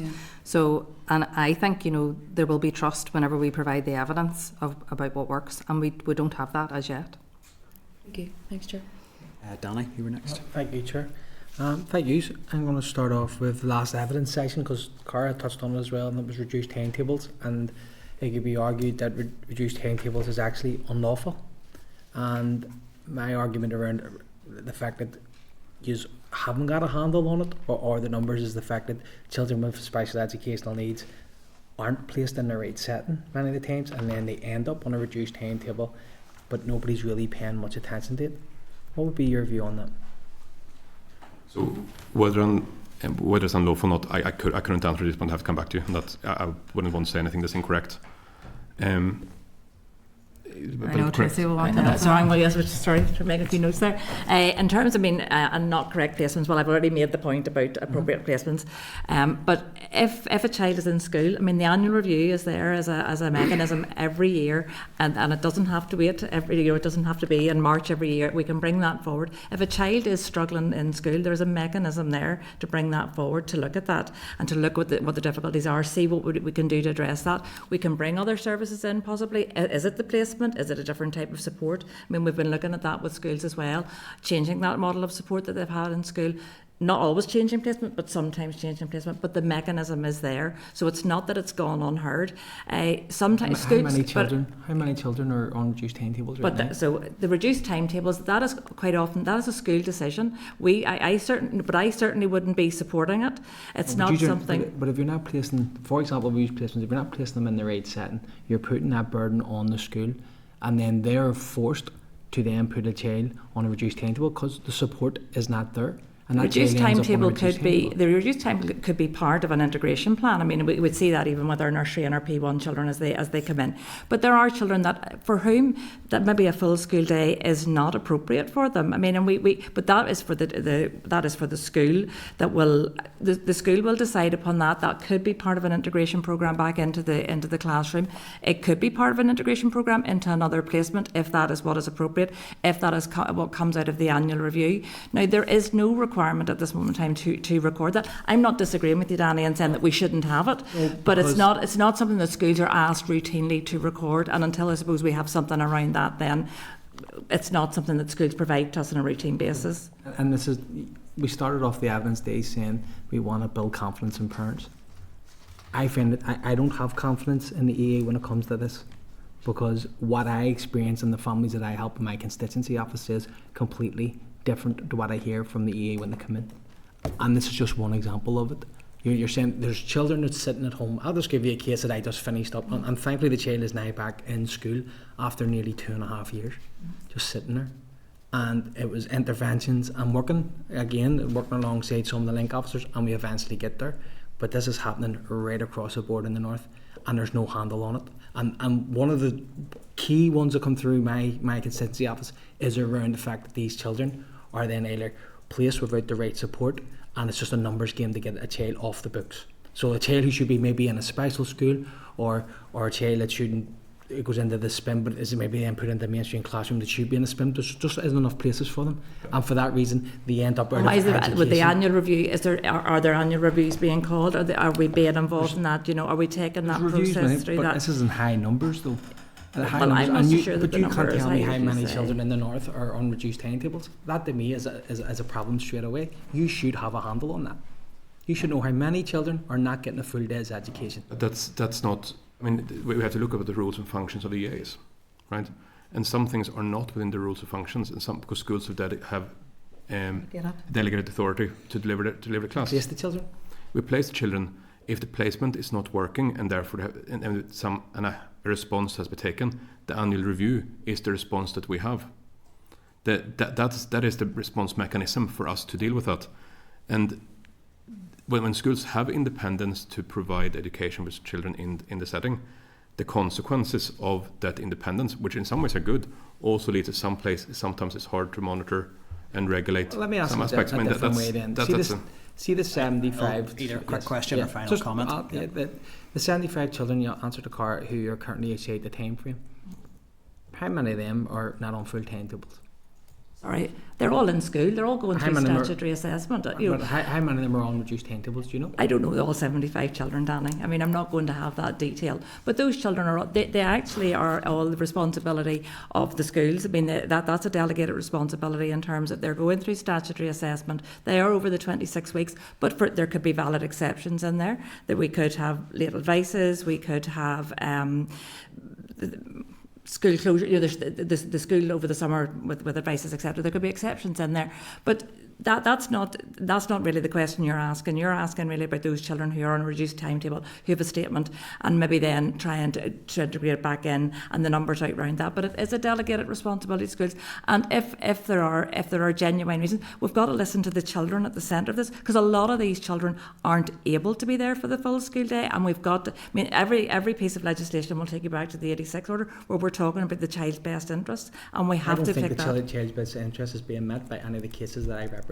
Well, those are not even close. I don't know the numbers that you have, Danny. I suppose I maybe have 34,000, but I don't have that the numbers that you have. Failed. That's my point that I'm making, and I'm not hearing anything different any time he's come in, to be honest with you. Thank you, Danny. John, you'd indicated next. Yes, thank you. I was writing the question down there. Thanks for the briefing. I just want to get down to a couple of specific cases, because when the rubber hits the road, what does it actually look like for children in special education needs school? One of the most important is Sandalford Special School in Coleraine. It's a real strategic asset for the provision of special education needs in the Northwest. Now, they've had quite a few problems around their buildings. It was in the news earlier this week. Have the EA managed to get back to the school? And what's the current status? Right. I don't think we can answer questions about the buildings today. We're not. Excuse me. I mean, we could happily provide a briefing on school estates, and we could happily provide briefings on those things in writing. But today we're here to talk about the statutory assessment process. Sorry, we're not prepared for those questions today. If I could maybe come in, I note there is correspondence in the pack on Sandalford, so that might be an opportunity for the committee to agree some formal correspondence on this, and we can certainly attribute the level of urgency it requires, as it is a serious issue. I do agree, John. Okay, I'll move on. And the one say sorry, John. My understanding is that all the school is open to all children. Yeah. No, I got that. I mean, it's been described as maybe the children are sitting there with buckets and water drips from the roof into the bucket, etc. But when we get clarification on that and just what actions have been taken. Now, the second thing is this. A teacher recently told me that in a mainstream school, that a classroom of 35, of that, a majority had possession of a statement of special education needs. Now, in terms of sustainability of that, and I'm not talking about the exponential rise of statements, but the sustainability of a teacher trying to manage a class of 35 in which the majority have special education needs statements. Is that asking too much of teachers? I'm going to answer the question differently, because I think we need to look at this again. It's a support model for schools. How do we best provide support for the children, and how do we best provide that support for schools to provide the support for those children? And it's impossible to answer yes or no to that kind of question. I mean, what you're describing sounds like a very difficult and challenging position, but without knowing any details, we can't possibly answer how we best meet the needs of those children. So it's important to note that some children with special education needs do very, very well in a large, normal bad language class, and can thrive and develop, and it's really good to have the educational academic stimulus of other children. For some children, that is not the right thing. So it's impossible to answer that black and white. What we do need, and what we've said already, is that we need to provide better support for schools to provide better support for children with special educational needs.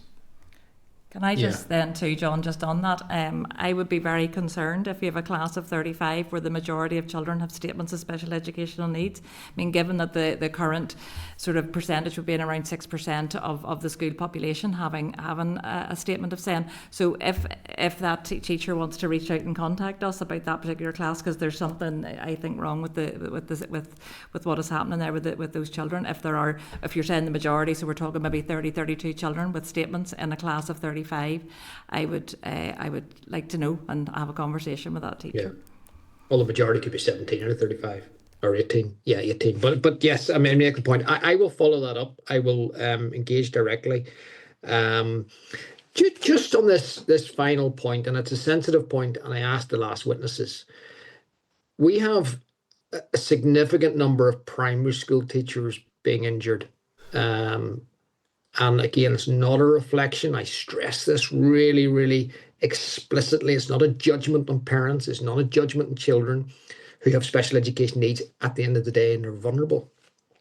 But we do have primary school teachers, particularly P1, P2, getting injured. I've asked for the statistics. They have risen. They're quite significant. Kicks, bites, spat at. What is the plan in terms of reducing those injuries?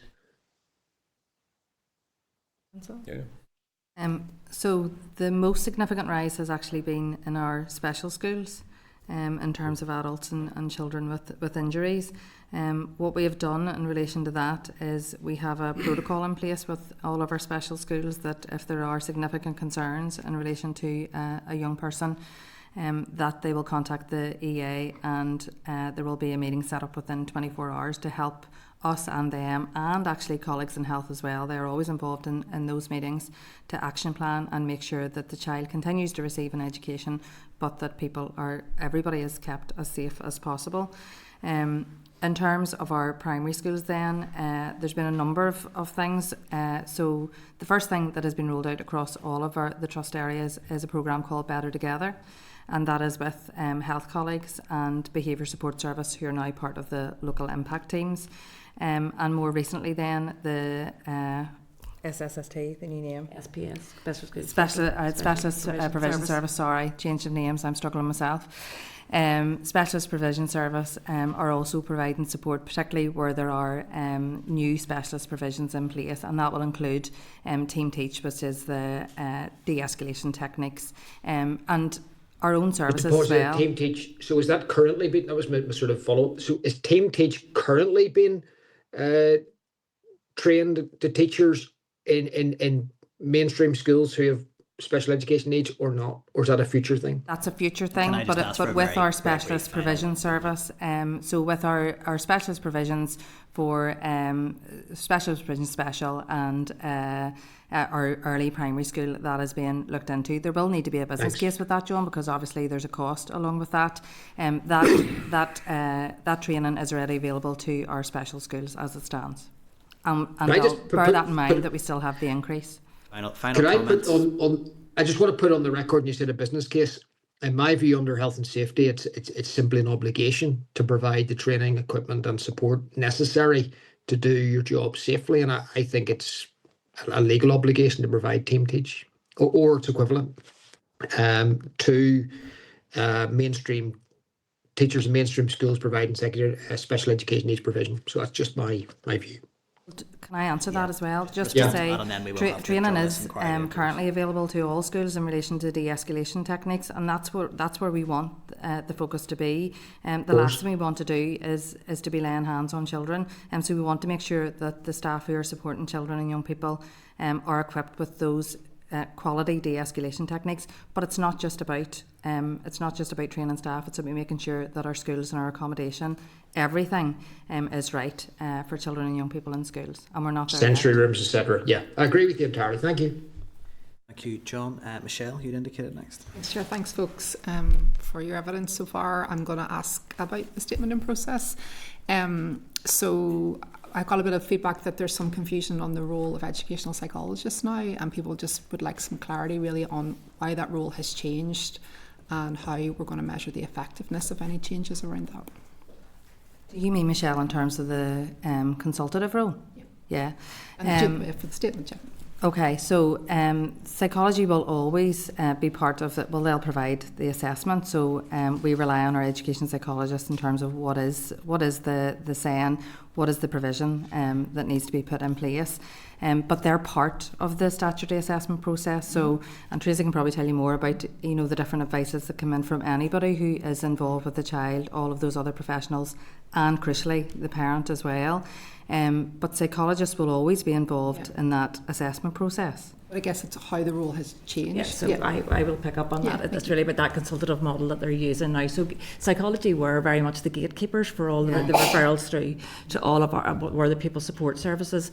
Now back in 2018, whenever I was part of the SEN team, and we did the Senko audit, and the feedback that we got at that stage was, psychology are rubber stamping lots of what we already know in terms of the children in our schools and what the needs are. So that was one of the things that we took back and we were acting on. So psychology are no longer that gatekeeper. They are part of the local impact teams, but there's that consultative model within schools now. So the graduated response is there. We've been training on that. We've been working with schools on that. Really positive response. And I know sometimes we get a lot of negative feedback in terms of the Senkos, but we have a full team of seconded Senkos that are out there working with our schools. We've had something like 800 responses back to the evaluations around that graduate response, and training on them and training schools on what the psychology model is and where they fit into that process, and making that request for involvement, making a request for statutory assessment, and how we're demonstrating that graduated response and how that is then coming through, and that's where the change of the role is. Psychology are still there, they haven't gone away, they're still there, and there can still be a request for them, and they may well still see children and they may well assess them and make recommendations, and they will still be referring children through for statutory for those children in the early years, but their role within schools are different, and to allow them to do a different model of support within schools. And how are we going to monitor if that has been successful? So obviously they bring us particular expertise to this process in terms of the statement and the recommendations for... They're still part of it. So once we get the requests, they're just not going to gatekeep to the local impact teams. That's the change for psychology in that. Their input to the statutory assessment process has not changed in any way. They are still a statutory advice giver. So the minute that we decide that we're going ahead with statutory assessment, we're seeking their advice. Okay. Annual reviews are a really important part of this process. And we've mentioned it a wee bit today. So how confident are we that those are happening and happening effectively? And again, how are we measuring that that's happening and it's effective for the kids? Okay, so back in 2022, we introduced the annual review portal through EA Connect. And that first year was very much a test system. Well, not everybody had to. It wasn't mandatory, but as from last September. Was it last September? Yeah, that we said it was mandatory, and so we know the numbers that are coming through, and how those. We can see if they're scheduled, how we're working through those, and the data is all there on the annual reviews. And we could ask for it now, and we can get you that data if you should require that. Yeah, I think even our session at the stakeholder event, there was a bit of chatter around that and people not feeling confident that... Yeah, and I think there was a little bit of confusion, I think, in terms of the choices that schools were making in terms of the selection, and there was a drop-down selection as to, so change of placement, was there for the children who do require change, but then there's a transfer selection, so we've made that an awful lot clearer this year. We've worked with Ernest to do that, and that was all explained. The letter went out to schools at the end of September to explain all of that, and there's lots of guidance on the EA website should schools have difficulty with it. We do, the SEND team also run clusters on that as well, so if there's difficulties we can do that. Correct me if I'm wrong, with some of the feedback that we got on the day at the event was that these reviews maybe were happening and maybe Senkos were putting their recommendations in and just sort of signing them off, but they were never really formally being... So this is also one, if the support offer is fairly static, the need for review and the meaningfulness of review is less than if the support offer was more meaningful in the first place. So if you had a support offer that looked at the needs of the child, then having continuous assessment of the need of the child becomes more important, and then it becomes easier for everyone to engage engage more wholly in the process. Because if it actually makes change to provide better support for the child, then it would be in everyone's interest to do the review really well. Yeah. And that's not the place we are with support offer at this point. No, I would agree. And until we change that, it'd be hard to get the full commitment to do this really appropriately. Because I mean, if you have this offer now, I have that offer afterwards.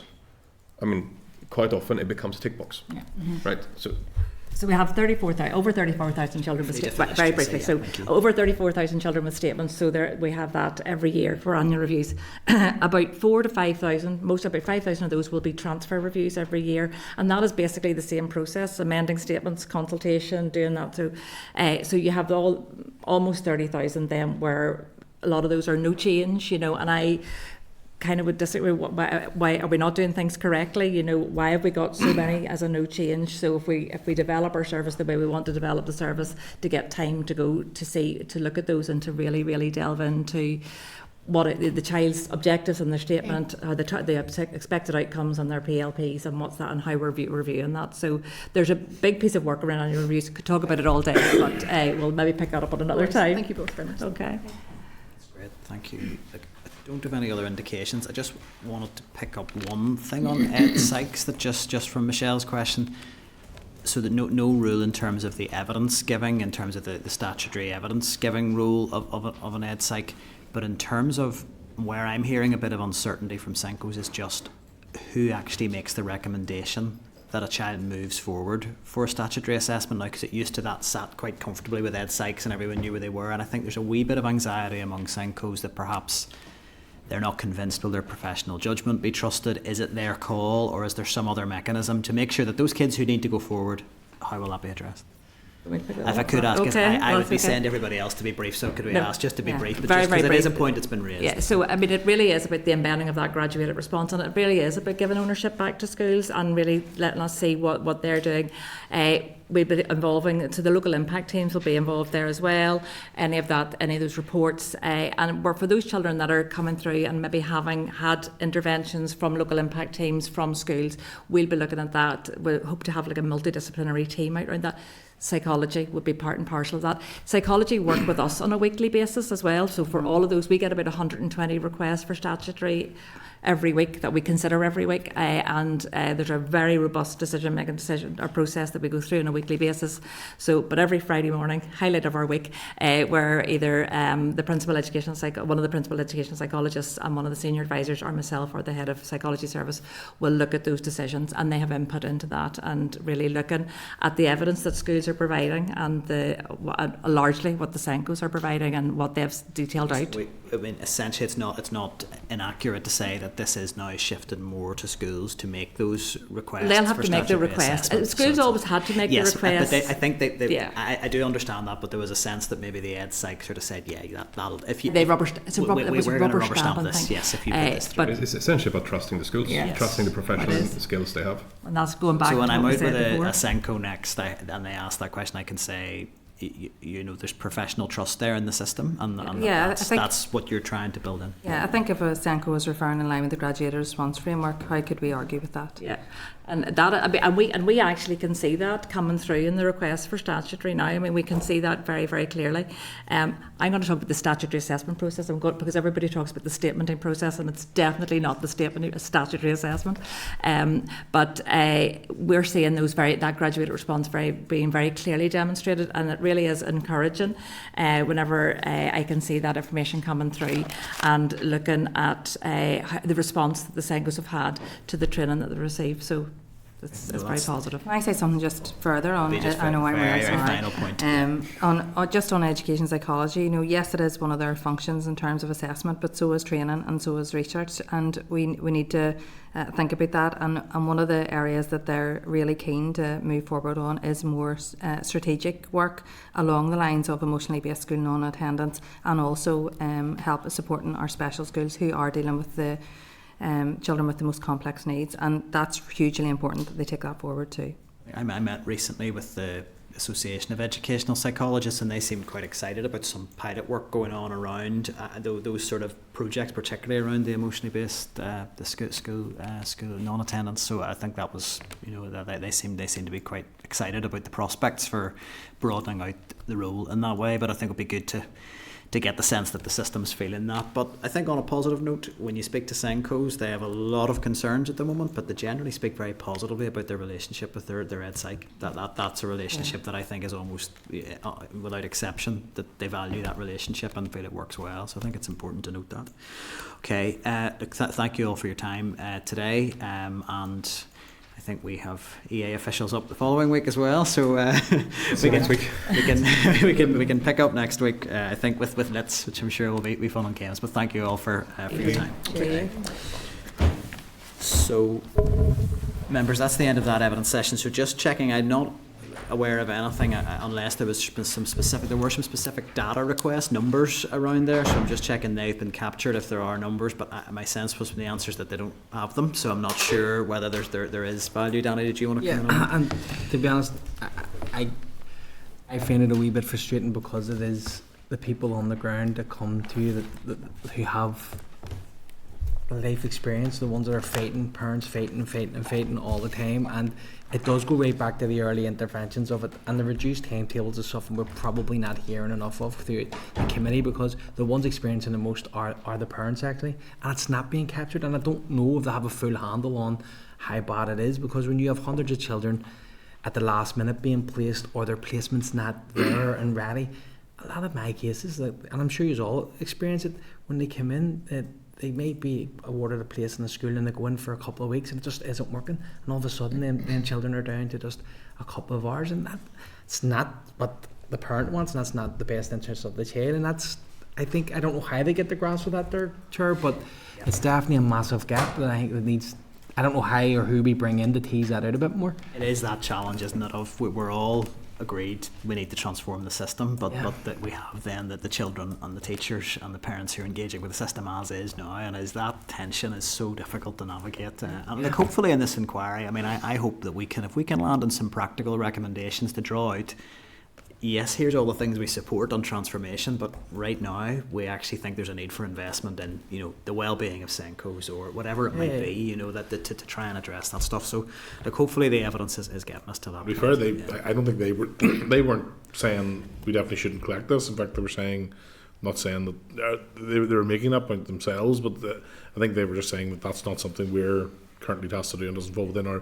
But I understand the elected representative. You need some. To the school, then that's the problem. It falls on the school, and the school are already. And that's not a centralised. You know, you have to go to every school. If there's data gaps we're seeing and things that should be connected, then those are the sort of things we can practically be recommending out of this report of what we think the EA should be capturing if they're not. So, okay, well, hopefully that's all been noted, and it's great that we have Hansard here for these sessions, so that is being captured.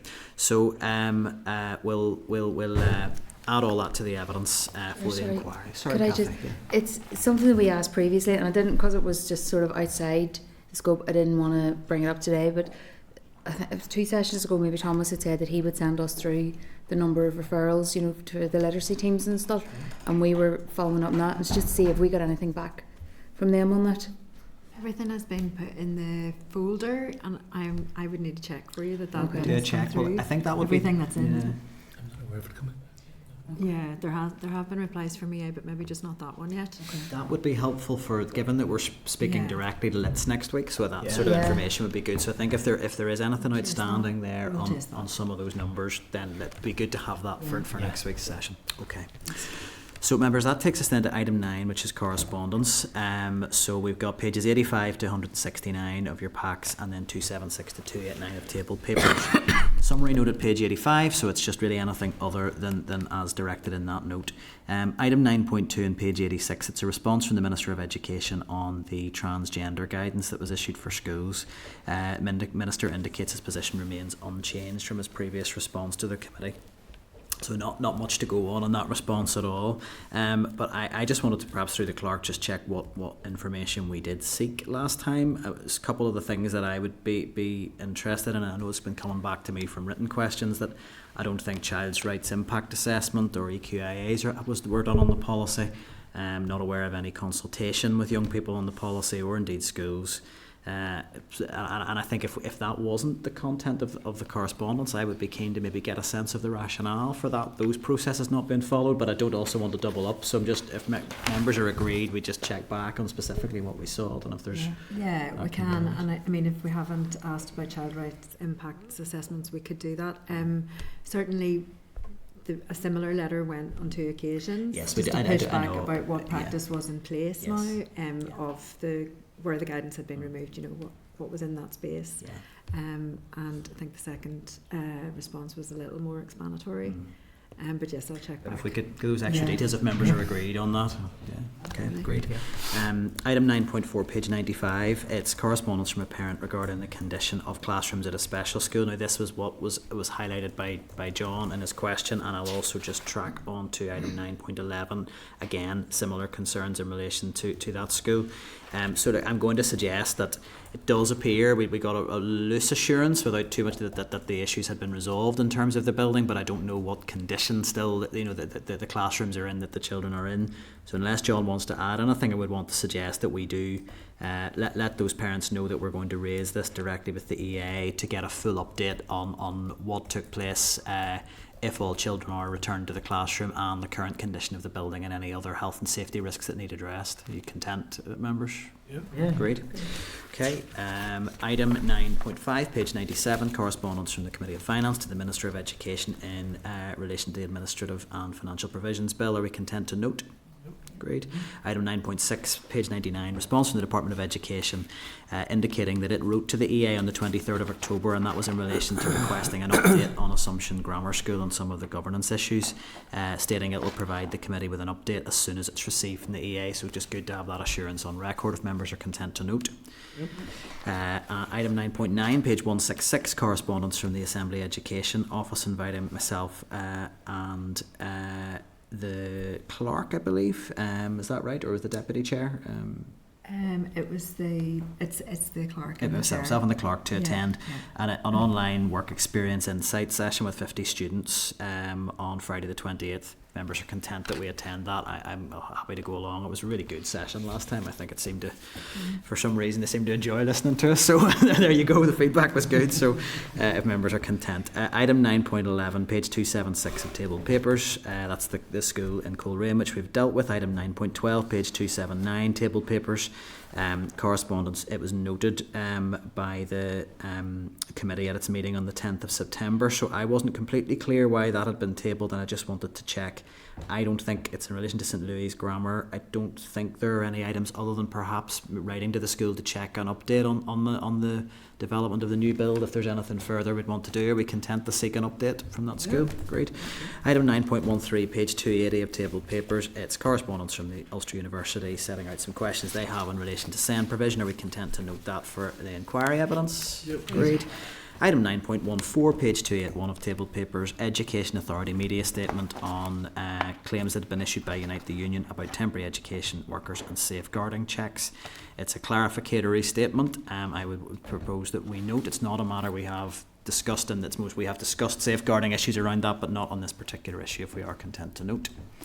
Agreed. And item 9.15, page 289 of tabled papers, it's correspondence from the Education Reform Group, from the Reclaim the Enlightenment Group we heard from, thanking the committee for the briefing and welcoming any review of the transfer test. Like, this may well be something that we factor into a forward work plan at another stage, but at this point I would suggest that we note we do have fairly packed agendas in the weeks ahead.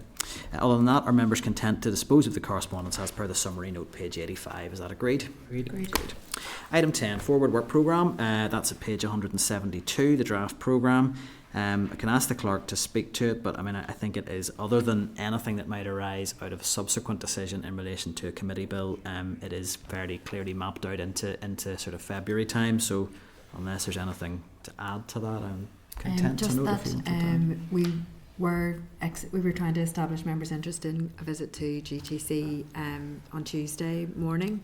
And so we haven't had an uptake for that. And also GTC would like a little longer with the committee. So really it would be a formal kind of longer than an hour kind of session that they would like to have. It might be okay to do it in the new year.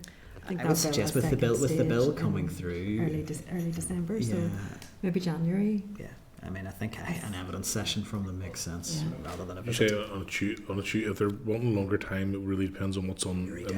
Yeah, so we were offering the usual informal meeting slots of like 9 to 10 or that kind of thing on a Tuesday. So I think it's not long enough for them. So. Likely to be tight for time. So look, I think if they're keen to do it in advance of the bill being introduced, with the committee stage commencing, we can try and facilitate it.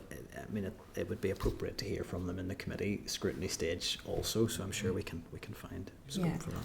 Also, the school briefing that is in the programme, I don't know if there's an appetite to make a visit on that occasion. Officials have asked, so we'll come and check diaries with you. I'm going to suggest at this stage, I think I wouldn't want to be committing to anything until we know what we're doing next week in relation to committee bill, because that's going to potentially constrain time, and I think it might be hard to justify a visit at that stage, but happy to defer that decision until that's clear, if we're content. Just put it on your radar. Okay, no, that's great, and thank you for highlighting those two items. That brings us then, just to seek agreement, are we content to endorse the forward work programme as drafted? Great. Item 11, any other business? So there is an item of AOB that John had submitted for last week's committee that we didn't get to in relation to a lockdown policy at school. John, are you wanting to speak to that now, or is it for noting?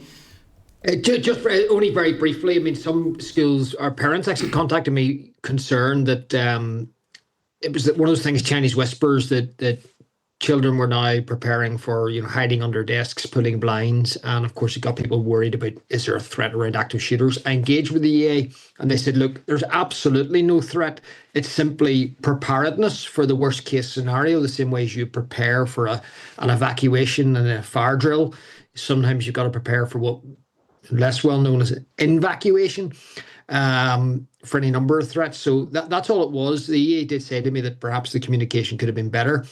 In order to just reassure schools that there is no threat. This is just pure preparation so that in the worst case scenario, children have practiced a scenario whereby they would lock the doors of the school and go under their desks and pull the blinds. So hopefully it never has to be used, but it's nothing to be alarmed about. Okay. Well, thank you for that, John. Hopefully at local school level that would be dealt with sensitively and appropriately, age appropriately on all of those things.